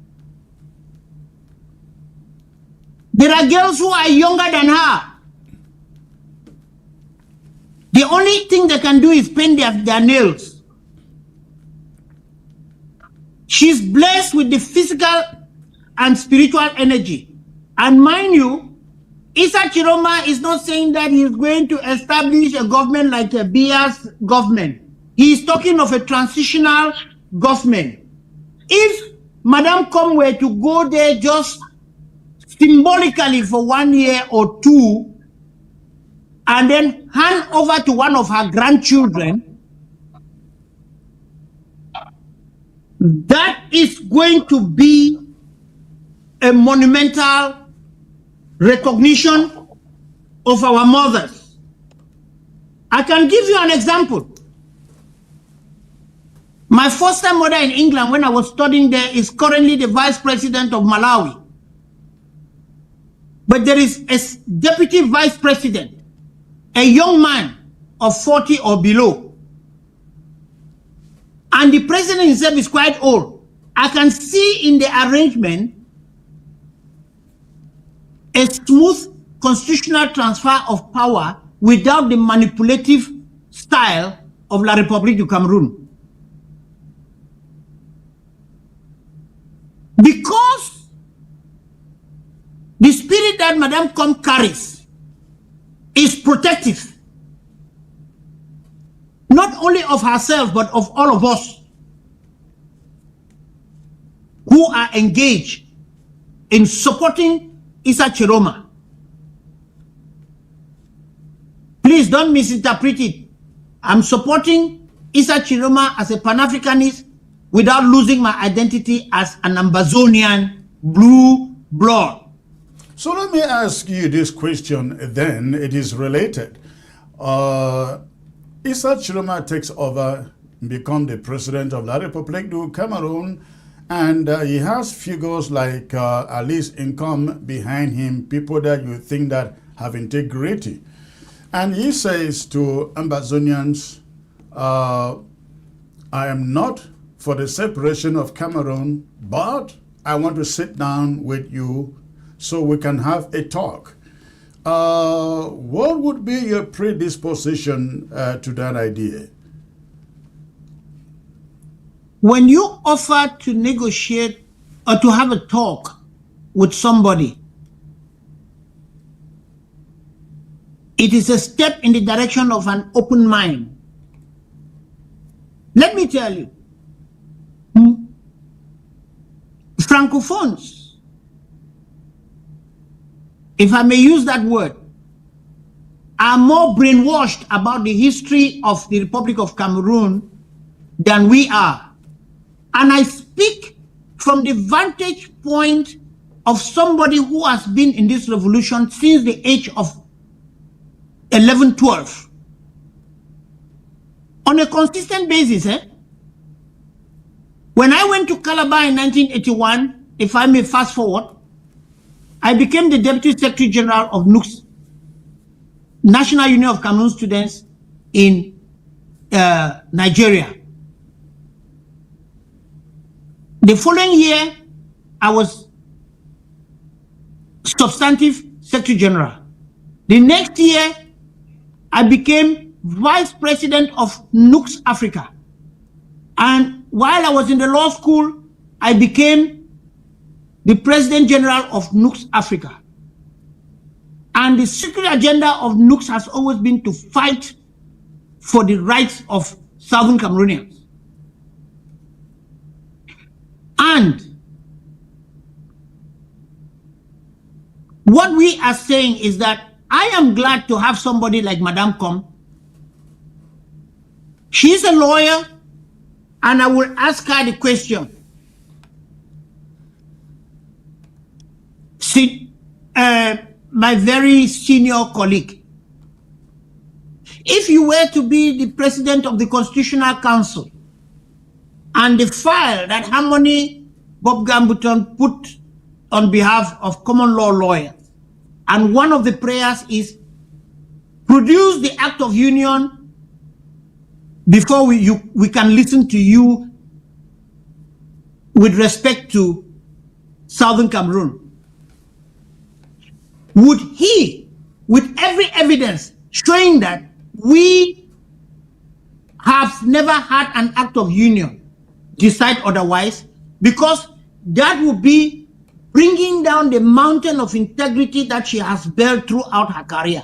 She would rise above everything and do justice according to law. And I have had the opportunity of speaking with His Excellency Isa Chiroma, and I told him, we welcome your olive branch and we will talk, but I'm an Ambazonian. The same way I spoke to Professor Kamto and any Cameroon lawyer, because I'm a member of the Cameroon bar, I'm a member of the Nigerian bar. That has nothing to do with my status and identity as an Ambazonian. I have been very consistent about our separate identity in all our general assemblies. And this is known. I have always told people I'm not interested in power or position in this our struggle, but there is one thing I will appeal to them, to you people. And what is it going to be? Give me an opportunity to contribute to the negotiations.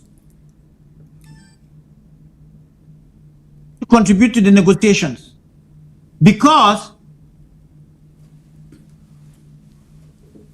whether within our own selves, I am ready to produce all the documents, not the voluminous things that you people produced some time back called Restoration Charter. No, we're going to produce quintessential legal documents that will move us forward. And in the same vein, we are not going to go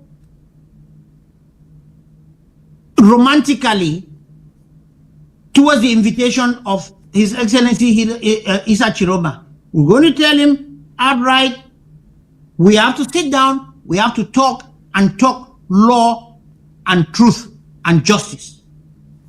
Okay. And I am confident that in spite of everything, I can pull that through.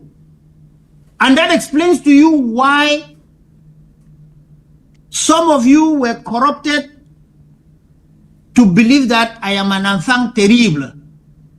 It is because the enemy knows that I am unbending. More than 17 years ago, the French government approached me that they wanted me to facilitate their becoming friendly with the SCNC, and that I should come alone for us to have the preliminary discussion.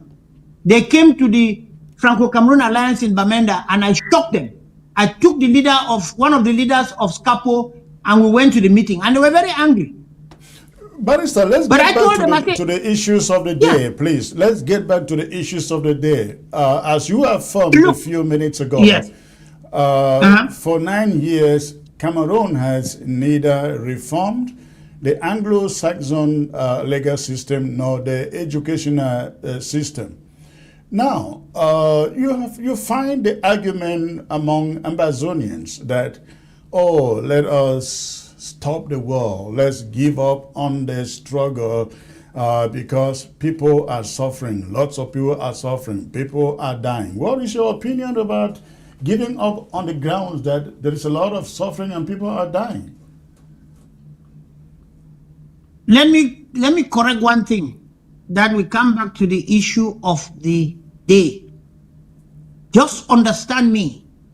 The Ambazonian predicament and the effort of Ambazonians to unpack it cannot be segregated in terms of time frame. There is a connection right from the run-up to the plebiscite up to our present moment. So when you see me go back and forth, it is because our story must be comprehensively presented.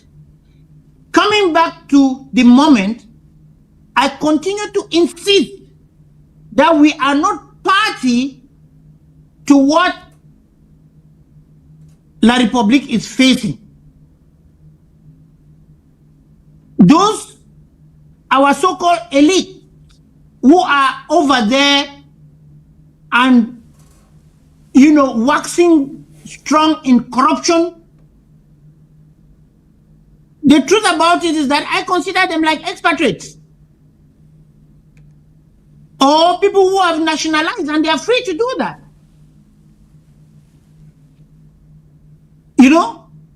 But one thing is clear. God had made it that La République du Cameroon and Amazonia have a common land boundary. So if they burn pepper in their kitchen, it will enter our eyes in our own living room. If we burn pepper, it will enter their own eyes in that living room. So there is no way we can be indifferent. But that question of not being indifferent about the internal affairs of the neighbor doesn't mean we have become part of that problem. We are not. We are only involved to the extent that it impacts us. And how does it impact us? For the first time in our history, it is impacting the election, the presidential election, and the person who won is impacting us positively because he is ready to talk to us. But the gentleman who insists on being who he is not has always treated us and even Francophones like nobodies. There is an Aton guy. I mean, there's a guy who told me once that when you say, Monsieur le Président, vous vous comportez comme un blanc, he smiles. He's very happy. So even though this is a black man from Boulou-Beti Ekang area, in his mind, because he's a tool of the French, he thinks that he has become a Caucasian. To hell with him. We need to be able to stand up. Look, I prefer to spend 99% of my energy fast-tracking the preparation of Amazonian to seize the moment and rescue ourselves. And get this clear. With what is going on, I am not a prophet, I'm not a religious like you, but I can tell you my reading of the times tells me that in the coming months, we might have a 3 months of darkness and bloodletting in Yaoundé. That takes me to my monologue for the day. I mentioned a possible civil war in Cameroon, where you have the fracturing of the country into 4 parts. Let's assume that Amazonia is gone. You are left with the Bassa, the Douala axis. You are left with the Ngandre, Marawa axis. And then you have the central, the south, and the east axis. You put them together, all together 4. If Issa Chiroma can gather enough support and enough troops, because at this moment, he cannot rely or depend on the ballot to take back the presidency. He has to depend on some level of physical force, and that means picking up arms. If that happens, are you right? I mean, do you see it with me that it is very possible that Cameroon could be further fractured into a situation where you have Yaoundé, the east and south defending their elite? And they are Hausa saying, once more, it is our power, it is our time to retain power that Ahijo left. And the Bassas and the Bablikis are saying, we have been cheated for so long, we've never held power, it is time for us to get it. And Amazonia says, well, you guys go on and dance your dance. We let the music flow a long time ago. Do you see that scenario coming? No, let me correct you there. When you discuss those things about the fragmentation of La République du Cameroon, just keep Ambazonia out. I have told you consistently that we have no business there because there's no act of union. You can deal with their own issues. And I can tell you, about 5 years after Biya got into power, there is a Betty general who said, the rest of Cameroon can go away. We can stand on our own as a state, that is center, south, and east. And I was doing some research recently, and I fell on information that the French colonial administrator of French Congo, that is Congo-Brazzaville, he had mooted the idea of a Betty nation, which included this center, south, east, Gabon, and Congo-Brazzaville. Because those are Betty Bulu Ekang people, they are one people. And when this general was speaking, he said they have the arms, they have the money, they have the position, they can do whatever they like. But mind you, in international geopolitics,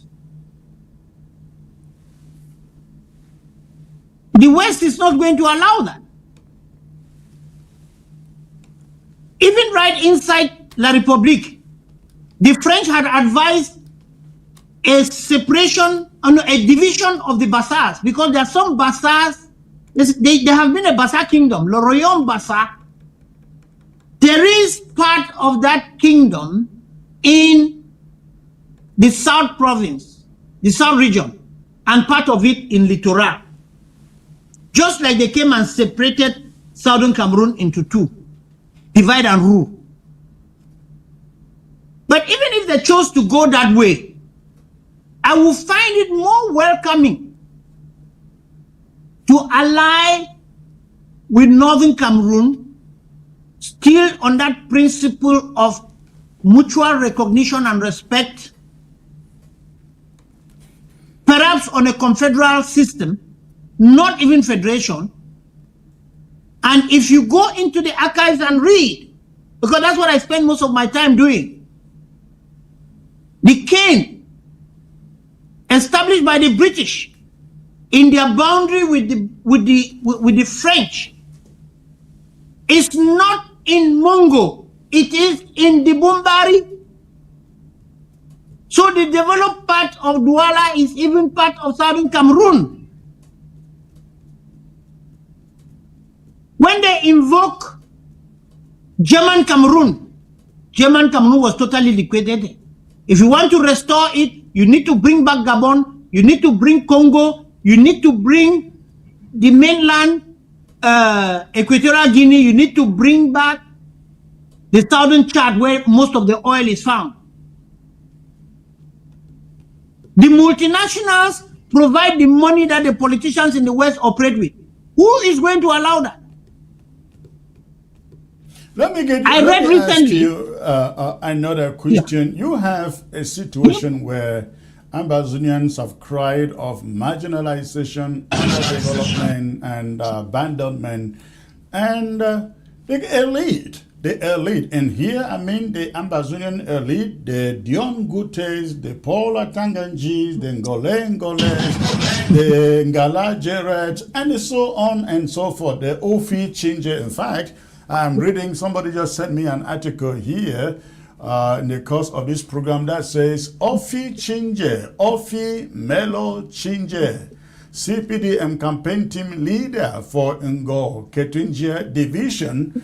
They have already started their local elections campaign, which I believe is coming up not sometime next year, but they've started that. So you have the problem in the southern Cameroons of this so-called elite.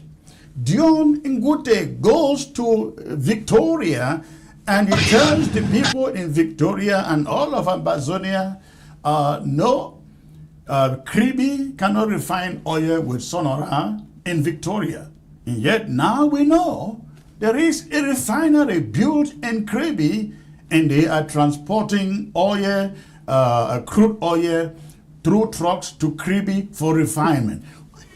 What can Ambazonians do to this so-called elite who lie to keep their positions in La République du Cameroon? See, those people are in the minority. The challenge is about people posturing. They may be in the minority, but the damage they cause is huge. Can I take my thought through? Sure. Yes. Look, those people have a choice. I told you, they can choose to be expatriates or naturalized citizens like most of you are in the United States. What we need, and I can assure you this, the day Ambazonians, particularly in the diaspora, start speaking with one voice, all those fellows, they will retract. They will retract. They have no influence. Ufe, that you are talking about, she came to my residence in Bali to come and convince me that I should tell the lawyers to stop the fight. Almost all of them, the elite in the Northwest, they came to my house. And then one of my clients, a businessman, said Bia had commissioned him that I should come and he talks to me. I said, I'm not coming alone. He insisted I should come alone. I refused. I went there with the leader of the president in Manu at the time. Bala was supposed to come, but he lost his father, so he couldn't come. Eyambe was depending on Bala providing the ride. He did not come. But Nebafontem was there. And the memo that I wrote rejecting the proposal from Bia, I remember I told them, I told in my conversation, I told the person who invited our host that, look, my father was third batch in Sase College, and I was delivered 13 years after he left Sase College in 1945 and started working. So by all standards, I was born into upper middle class in southern Cameroon. I'm not a poor man. And I've never been a poor man as much as I've never aspired to be a rich man. Get it from me. They offered me the opportunity of choosing what ministerial portfolio to take. They offered me money and I said, hell no. You remember the temptation of Christ where he told the devil, man does not live only on bread. Thank God I'm a Christian. I invoke the protection of our Lord, and that was the answer that I gave them. Don't mind the distraction that people used to climb to the position that they wanted. Mogamo, one of our most industrious counties, is now in shreds because they were corrupted that their grandson, Harmony Bob Gambuton, is a Bali man, and hell no, you don't allow a Bali man to lead. I was not even interested in leading. Leading for what? I believe in leadership like Christ. Leadership by service. Leadership by service. So, the non-violent approach that I have is that I will never engage in it. But I have not, by that token, said, if you are attacked, you should not fight back. What we are doing in Ambazonia is self-defense. The only error is that we did not organize ourselves properly. Let me tell you, when the war was going on in Sierra Leone, the British government was officially authorizing the sale of arms to the government and secretly allowing other companies with clearance to supply arms to Fode Sanko. The Sun newspaper threatened that they were going to publish the authorization that government had given for arms to be supplied to Fode Sanko. To Fode Sanko.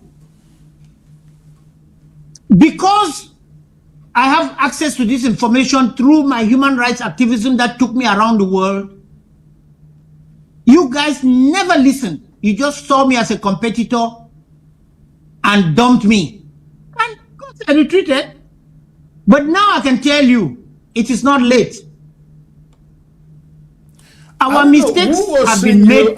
Who was seeing you as a competitor, Barrister Bobga? Because I can remember that when Sisiko was picked up, elections were conducted, you were on the list of those who were vying to take over from No. Correction. Sisiko. I said I was not interested. Let me just make the point and finish, then you reply. You were among the list. Yeah. And I was there too. Sako, Anyangwe, Milton Taka, and so many others. Elections were carried out, and who won? Why do you think that you were pushed aside? No. Let me explain to you. There was a lot of manipulation. You won that election. And people said no, they prefer Sako. So they were behaving exactly like Paul Biya is behaving. But you were not pushed. I know that. But you were not pushed aside, though. No, I refused that. I didn't want to participate in the election because I was not interested in leadership. You remember when the cabinet said I should take over from Sako? I refused and insisted. And everybody was saying that, no, you cannot do that. You all started this from back home. I said, okay, it would have to be a triumvirate. That's how they brought the traditional ruler from Wisconsin, who is from Lebialem, and they brought a lady from Mugamo, and we operated as a triumvirate. In the triumvirate, it is that traditional ruler who said... Chief Fonkem and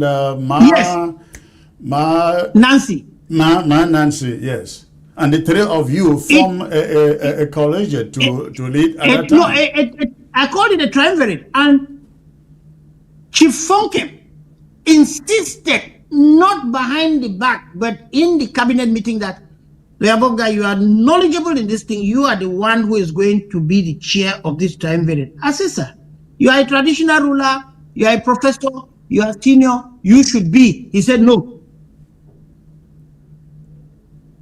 I found myself in that position. And it is on record, on video, how after that I was denigrated. And I said, hey, why are these people behaving like this? Because I've never been interested. If I research it, I will show you the video in due course. But the fact of the matter is that I tried to educate us that I wasn't interested in power opposition.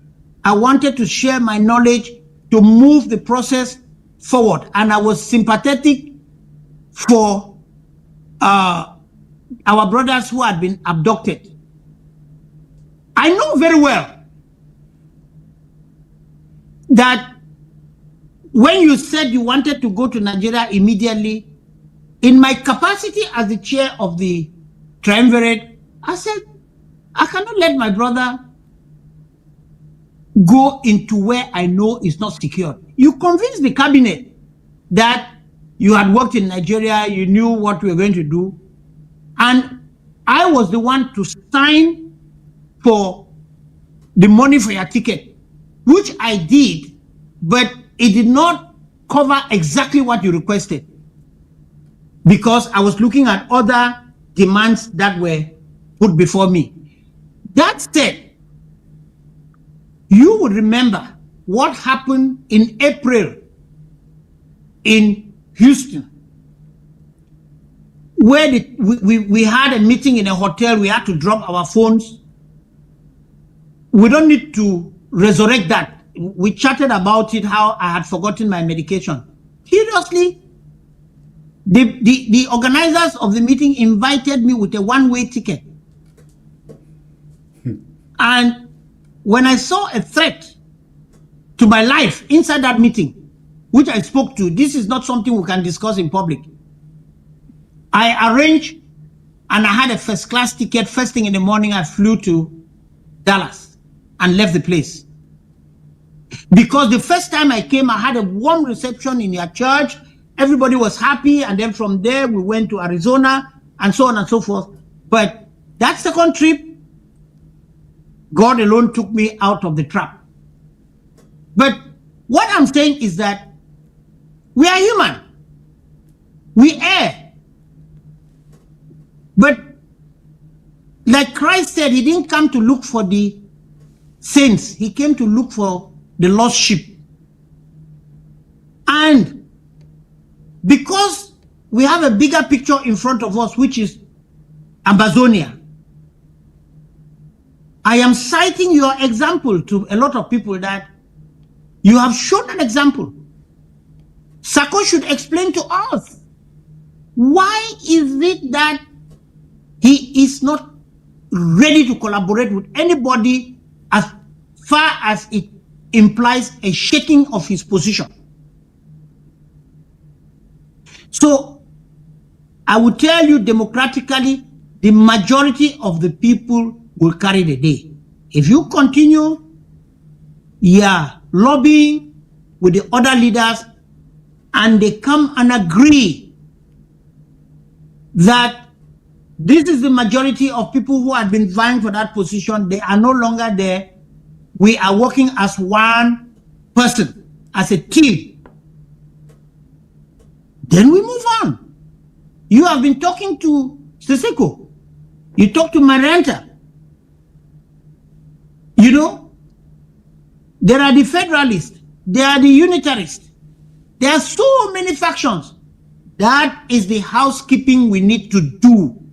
When we do that housekeeping, and it is urgent, it is like an emergency surgery without anesthesia. We got to do it so that we can set our sail to the wind that is blowing now and not get stuck on the sand dunes of the revolution. So we should not drift anymore. We have drifted enough. Would you come in and be at the center of this rebuilding that you are suggesting? Because sometimes our people have lots and lots of ideas, but when it comes to the practical work, you don't see them. You don't see the people. But I'm telling you, we have lots of experts out there who tell us what should be done, what should have been done, and so on. But then when it comes to doing it, you don't see them. Would you I don't need to be physically present, but I don't need to be physically present. What do you mean by that? No, what I mean is this. You who knows me before Fusi, you had difficulty getting my number. It's Engineer Mike Fusi who gave my number to you. I lost your number. He must have told you that. I lost it, I think, in August when my phones Yes, were, maybe. Yeah. Your phones were taken. Yeah. So let me tell you, the commitment I gave myself before I brought lawyers together was that I was using my professional and academic competence to support any individual or any group of individuals who are engaged in the furtherance of this struggle. And I have been consistent on that. If you inquire, nobody has asked me for an opinion and I said no. Our brother, our younger brother in is it Norway? Is that Ayaba? Ayaba. Yeah, in Norway. Yes. I was invited by some group of Amazonians, and I even developed a strategic plan for his defense, because I said the worst Amazonian, so long as he has that national DNA, we are not going to wash our dirty linen in public. When we will be home and we are doing truth and reconciliation, we will ask questions. People will answer. If they answer correctly, they will be forgiven. So that we build a nation on reconciliation and not bitterness.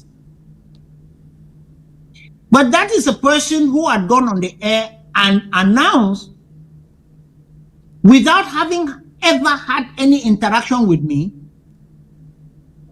that I was the most corrupt lawyer from Cameroon. Who went on the air and announced that? Ayaba. Oh, okay. But I just took it like, you know, some childishness. Because that's not something that anybody, I give the challenge. I know how the corruption in Cameroon is infectious. But by God's grace, not by my own power, I remain a fish in fresh water as far as that is concerned.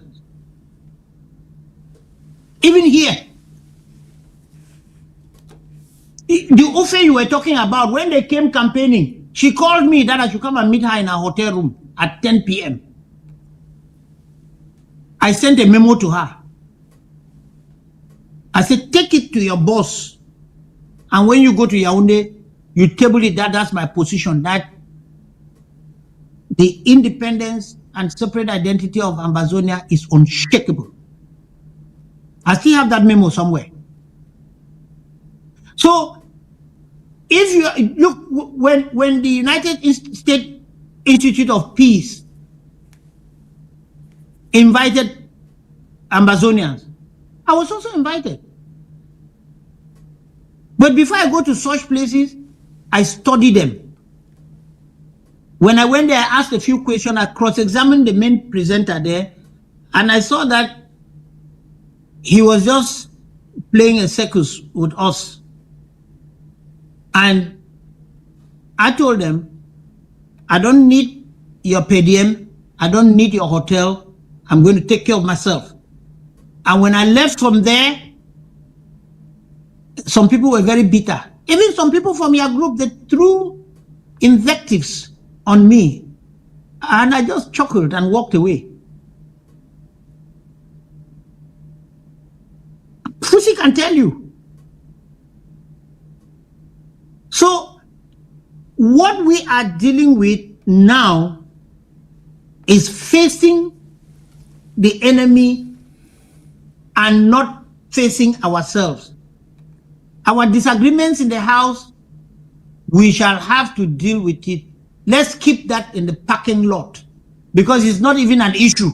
When once this power thing is over, like, for example, I think that the next Prime Minister of Southern Cameroon should be max below 40 years old. Those of us who are old should play advisory positions. You know, if somebody feels like it, you can even go to the legislature. If you want a mature person in the judiciary, those who still have the energy, they can go there. But we have spent our time. We need to just give the support to the young people, and I can tell you, with their energy, we are going to have the nation that we want and that God demands of us to leave to our children. All right, let's leave it there. Let's open the let's open the phone lines for a few minutes and allow our listeners to call in and have some contributions. So, ladies and gentlemen, we will open the phone lines so you can go ahead and call and contribute to the show. But remember, before you call, shut down the volume of your set before you call. Shut down the volume of your set. Focus on your phone. If I pick your call and hear my voice in the background, I just move to the next caller. That is why sometimes many of you are not able to come through. So the number is there on your screen. Go ahead and call. My guest here is Barrister Harmony Bobga. Go ahead and call. The number is on your screen. Let's go to, this is Nigeria. The first caller from Nigeria. Hello, sir. Hello, good evening, Comrade Chris. Good evening, sir. Where are you calling from? I'm calling from Nigeria. From Nigeria. What part of Nigeria? I'm calling from Abuja, Nigeria. Okay, wonderful. What is on your mind, sir? Yes, I wanted to maybe appreciate your guest today. I love him. I think I know him since before 2016. Okay. He's someone who has a lot of information concerning Southern Cameroon and Bavaria. So I think you should be bringing him subsequently to your program. There are a lot of Bavarians who are so lucky when it comes to information concerning. Can you turn down the volume of your television and focus on the phone, please? I'm far away. But I can still hear the noise in the background. I think it's better now. It's better now. Go on. 50 seconds. Okay, sir. So, I wanted to suggest that even though I know one of the reasons is because of the technical problem you had, if not, you could have come on much earlier before now, so that by now, like it is always been, by now you are done with the program, so that many people can listen to it, especially when it is live. So I will propose that subsequently you can bring people of this magnitude to give enlighten, but a lot of them are lacking when it comes to information concerning our territory. And I wanted to also suggest that the last program you had is an interesting program. If you can bring those programs subsequently, so that we can stigmatize those people who are dealing with blood, who are dealing with court. I mean, those are some of the things I think I wanted to suggest. All right. Thank you. Yes. Thank you for the call. Hello. Hello. Hey, hello, Comrade Chris. Hello, sir. This is Metro Nikamf, right? Yeah, nice to see you again, or talking with you again. Hey, Senior Counsel, this is your able man, Metro Nikamf from the Netherlands, Barrister Harmony. Nice to see you on board today with Comrade Chris. And I have just one question to ask you. The question is, what took you this long to come over? You know, you are one of Ambazona's best mind, legal minds, and your brain is a basket and also an asset to Ambazonian. You need to be coming up on screen or video screen like this, and so you can lecture the innocent Ambazonian, whom some of them have misled and misdirected the entire liberation fight. So the question is, what took you this long to come up? All right. Thank you for the call and the question. We will take other callers and then give Barrister Bobga the opportunity to answer the questions. The phone line is still open, so go ahead and call. We have only about 4 more minutes to end the phone calls. So you go ahead and call. if you want to call to contribute to the show. All right. All right, Barrister Bobga, in the absence of any caller now. Okay, hold on, sir. Let's pick this caller from Germany. Okay. Mm-hmm. Hello. Hello. Hello. Hello, Prophet Chris. Yes, can you raise your voice a bit, sir? We're struggling to hear you here. Yeah, do you hear me now? I can hear you now. Calling from Germany, right? Yeah, from Berlin. This is Jeff. Berlin. Okay, what is on your mind, sir? Yes, I appreciate the fact that you are able to pull Niboga, you said tonight. And these are people of integrity, Comrade Chris. And I think that when you call people like Boba, you said, and you're calling Anyangwe, those are people that you can just form your team with, and we respond to Bill Ambazonian. Please, you don't have to wait for Sako to be dragging us behind. So I think that if you respond, you call a program, Nibobga, Anyangwe, they understand, we can move on. Well, you don't have to wait for the people to drag us behind. I'm happy to see you today, Oya said. I think this is the beginning of a new dawn. Thank you so much. Thank you, sir. Thanks for the call. You're welcome. Mm-hmm. Hello. Hello.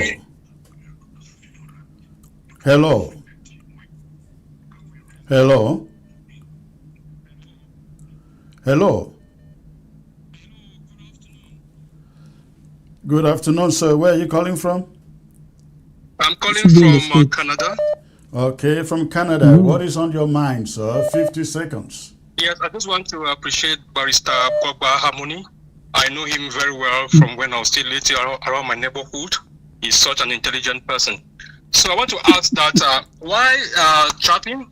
Chiruma had mentioned that he's willing to discuss with Southern Cameroonians to chart the way forward. So are you people ready? Should that occasion present itself to you? Are you guys ready to confront him and chart the way forward for Ambazonia, for Southern Cameroons? Thank you very much. Thank you, sir. Thank you for the brief call. All right, Ground Zero. Hello. Hello. Hello. All right, when you call, you have to be by your phone, sirs. I think it's network. Hello. Hello. Hello. Hello, Comrade Chris. Yes, quickly. 30 seconds. What is on your mind? Yes, I wish to congratulate your program. I congratulate Barrister Bobga. I'm happy to see him. He's one of those people I like to see him and to listen to when it comes to Anglophone or Ambazonia struggle. I think, Comrade Chris, you will do us favor if the next time on your set, you can get to Honorable Wiba and bring him to your set. It will also do Ambazonia some good, as long as you start bringing people like Barrister Bobga, Professor Anyangwe, as one of the callers has mentioned. Please, all right. Do us good. Thank you. Thank you. Thank you. Hello. Hello. Comrade Chris, thank you for my call. Where are you calling from, sir? I want to appreciate. I'm calling from Maryland, my other phone. That's why you cannot recognize. Okay. Yes. I just want to appreciate the presence of the barrister. He is already a historical figure among Ambazonians, and I wanted that we should get a moment and work with Issa Chiroma to achieve our goals. Too much talking will not help us. Let us begin to talk openly about, you see, like your man Bondo, he spoke about weapons. Let us speak about weapons without fear. Please. Thank you very much, comrade. Thank you for the call. Okay, this will be the last call, the last caller for tonight. Hello. About, you see, like your man Bondo, he spoke about weapons. Hello. Please. Hello. Can you turn down the volume of your set, sir, and focus on the phone? Yes, I am. All right, where are you calling from, please? Yes, I'm calling from Durham in North Carolina. Wonderful. What is on your mind, sir? Yes, I want to first of all start by appreciating our guest today, Lawyer Bobga. He's a wonderful, wonderful, unapologetic Ambazonian. Thank you so much for your submission today, Lawyer Bobga. So my proposal is, you are asking for ideas. My proposal is, why don't we look at what we are calling today the Peaceful Permanent Solution, PPS, that is being spearheaded by that Dynamic Alliance for the Implementation of Peaceful Permanent Solution, and you can refer to I'm sorry, hold on. It's being spearheaded by who? It's being spearheaded by Comrade Edwin Gang, who Lawyer Bobka knows very well as somebody who has been in the revolution for a long time. And it's very simple. What are we talking about? We're talking about that the fact that the law is on our side. Good thing we have a lawyer here. The law is on our side, right? The Republic of Amazonia talked about this, right?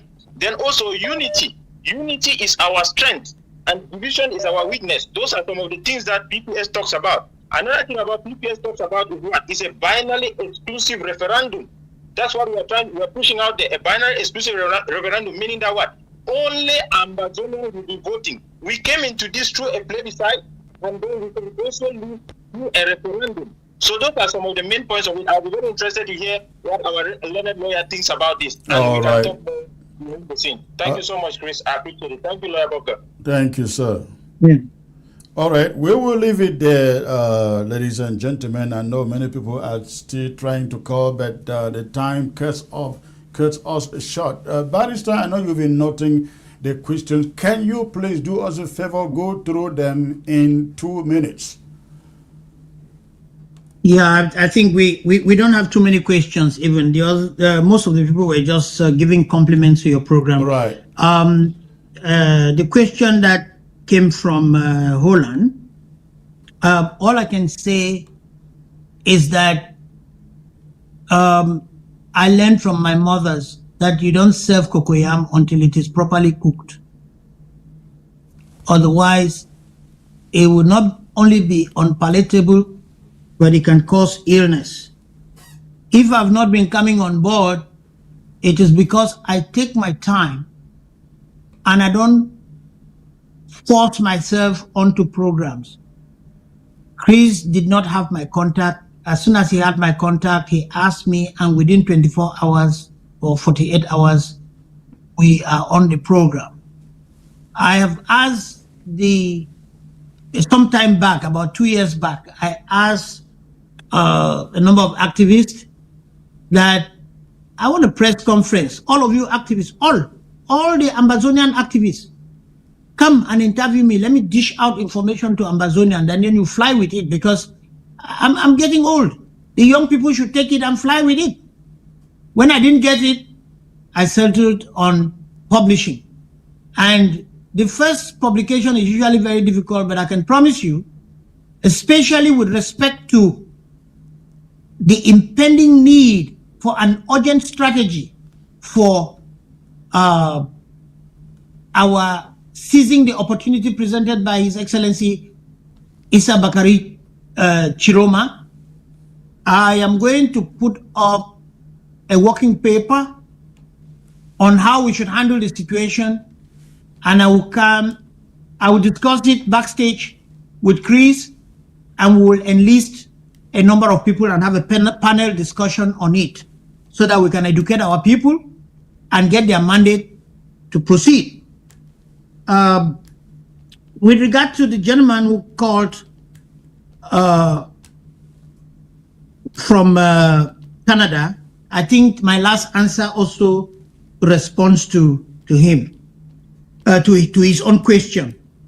I'm very happy for the person from Ground Zero who mentioned that they should invite Honorable Weber to come on this program.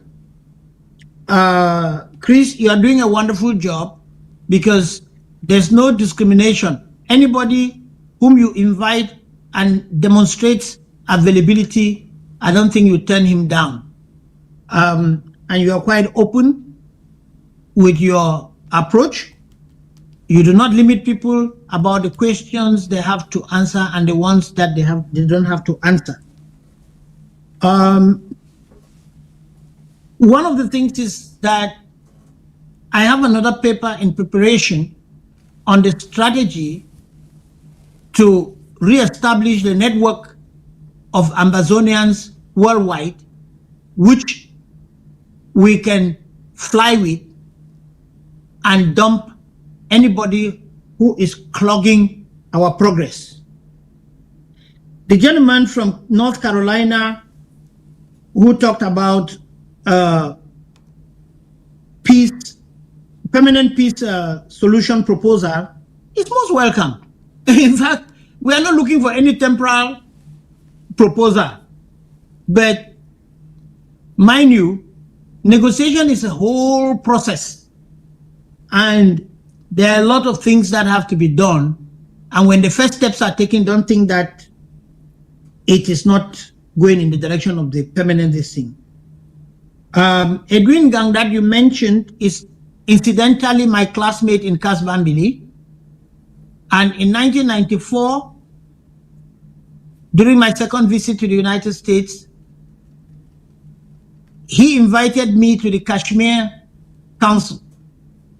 The Kashmir people have been battling between the Indians and the Pakistanis, which is almost like our own predicament. And I know him very well. But you know, like a fisherman, when you go into the sea and you harvest fish, when you bring it to the shore or to the beach, you have to segregate the Njanga from the Mbonga. So those of us who are lawyers, we will contribute from the vantage point of being lawyers. We will tell our teams engaged what is legally feasible and what is not legally feasible. The historians will come up with stuff. I don't have boundaries for research.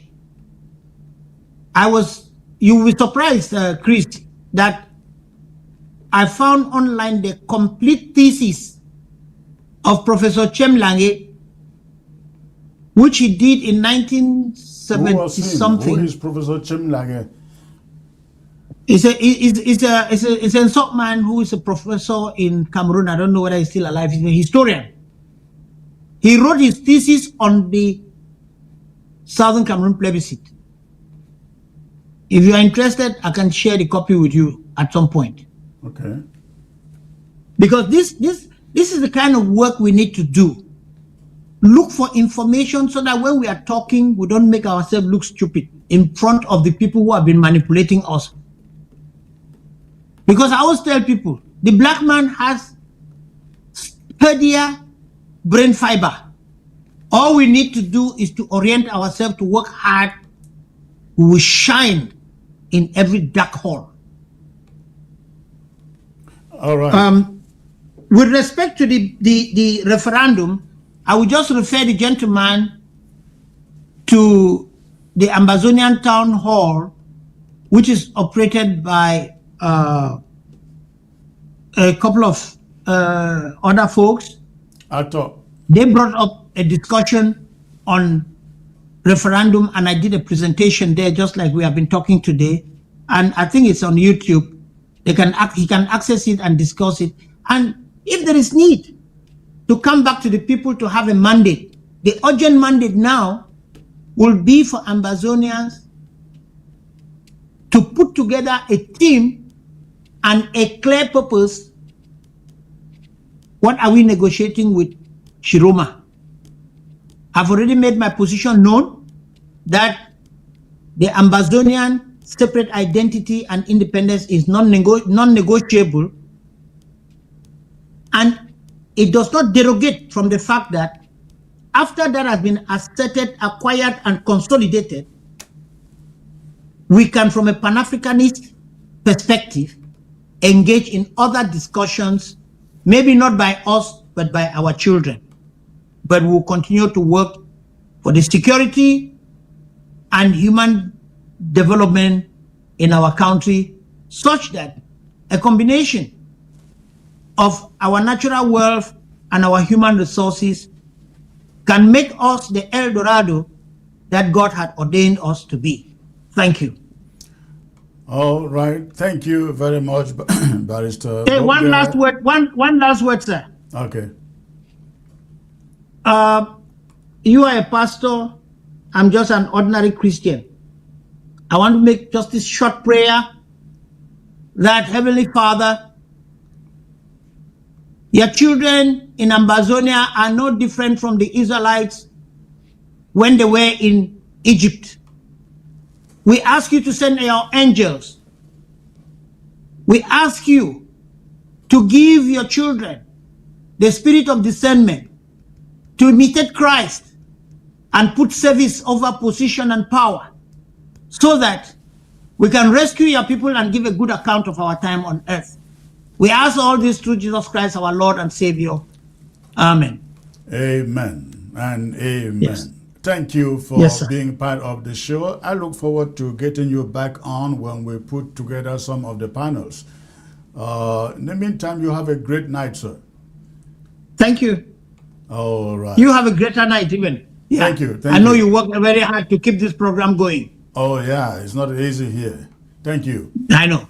Okay. All right, ladies and gentlemen, that was Barrister Harmony Bobga, my guest tonight. I look forward to coming back tomorrow with more of news talk, and I'm hoping I can get Barrister Alice Income, the spokesperson, the appointed spokesperson for Isa Chiroma, maybe tomorrow.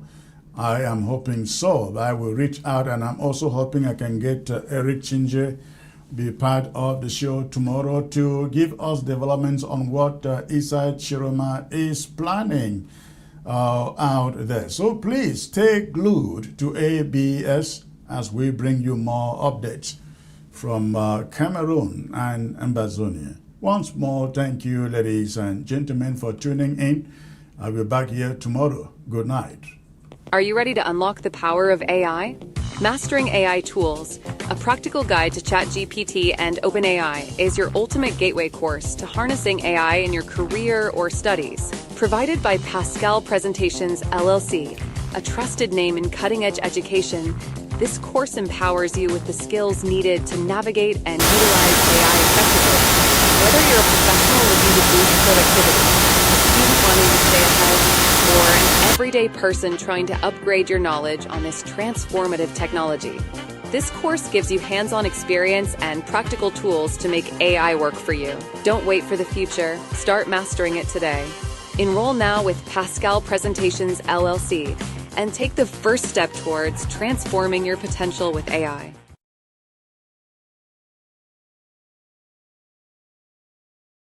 ABS can help you reach your target audience like never before. Advertising on ABS, you'll benefit from our extensive reach and dedicated viewership. We offer special advertising packages during primetime slots and popular shows. You'll also be featured on our social media platforms, reaching an even wider audience. Don't miss out on this opportunity. Take your business to the next level. Contact our advertising team at absafricativ@gmail.com.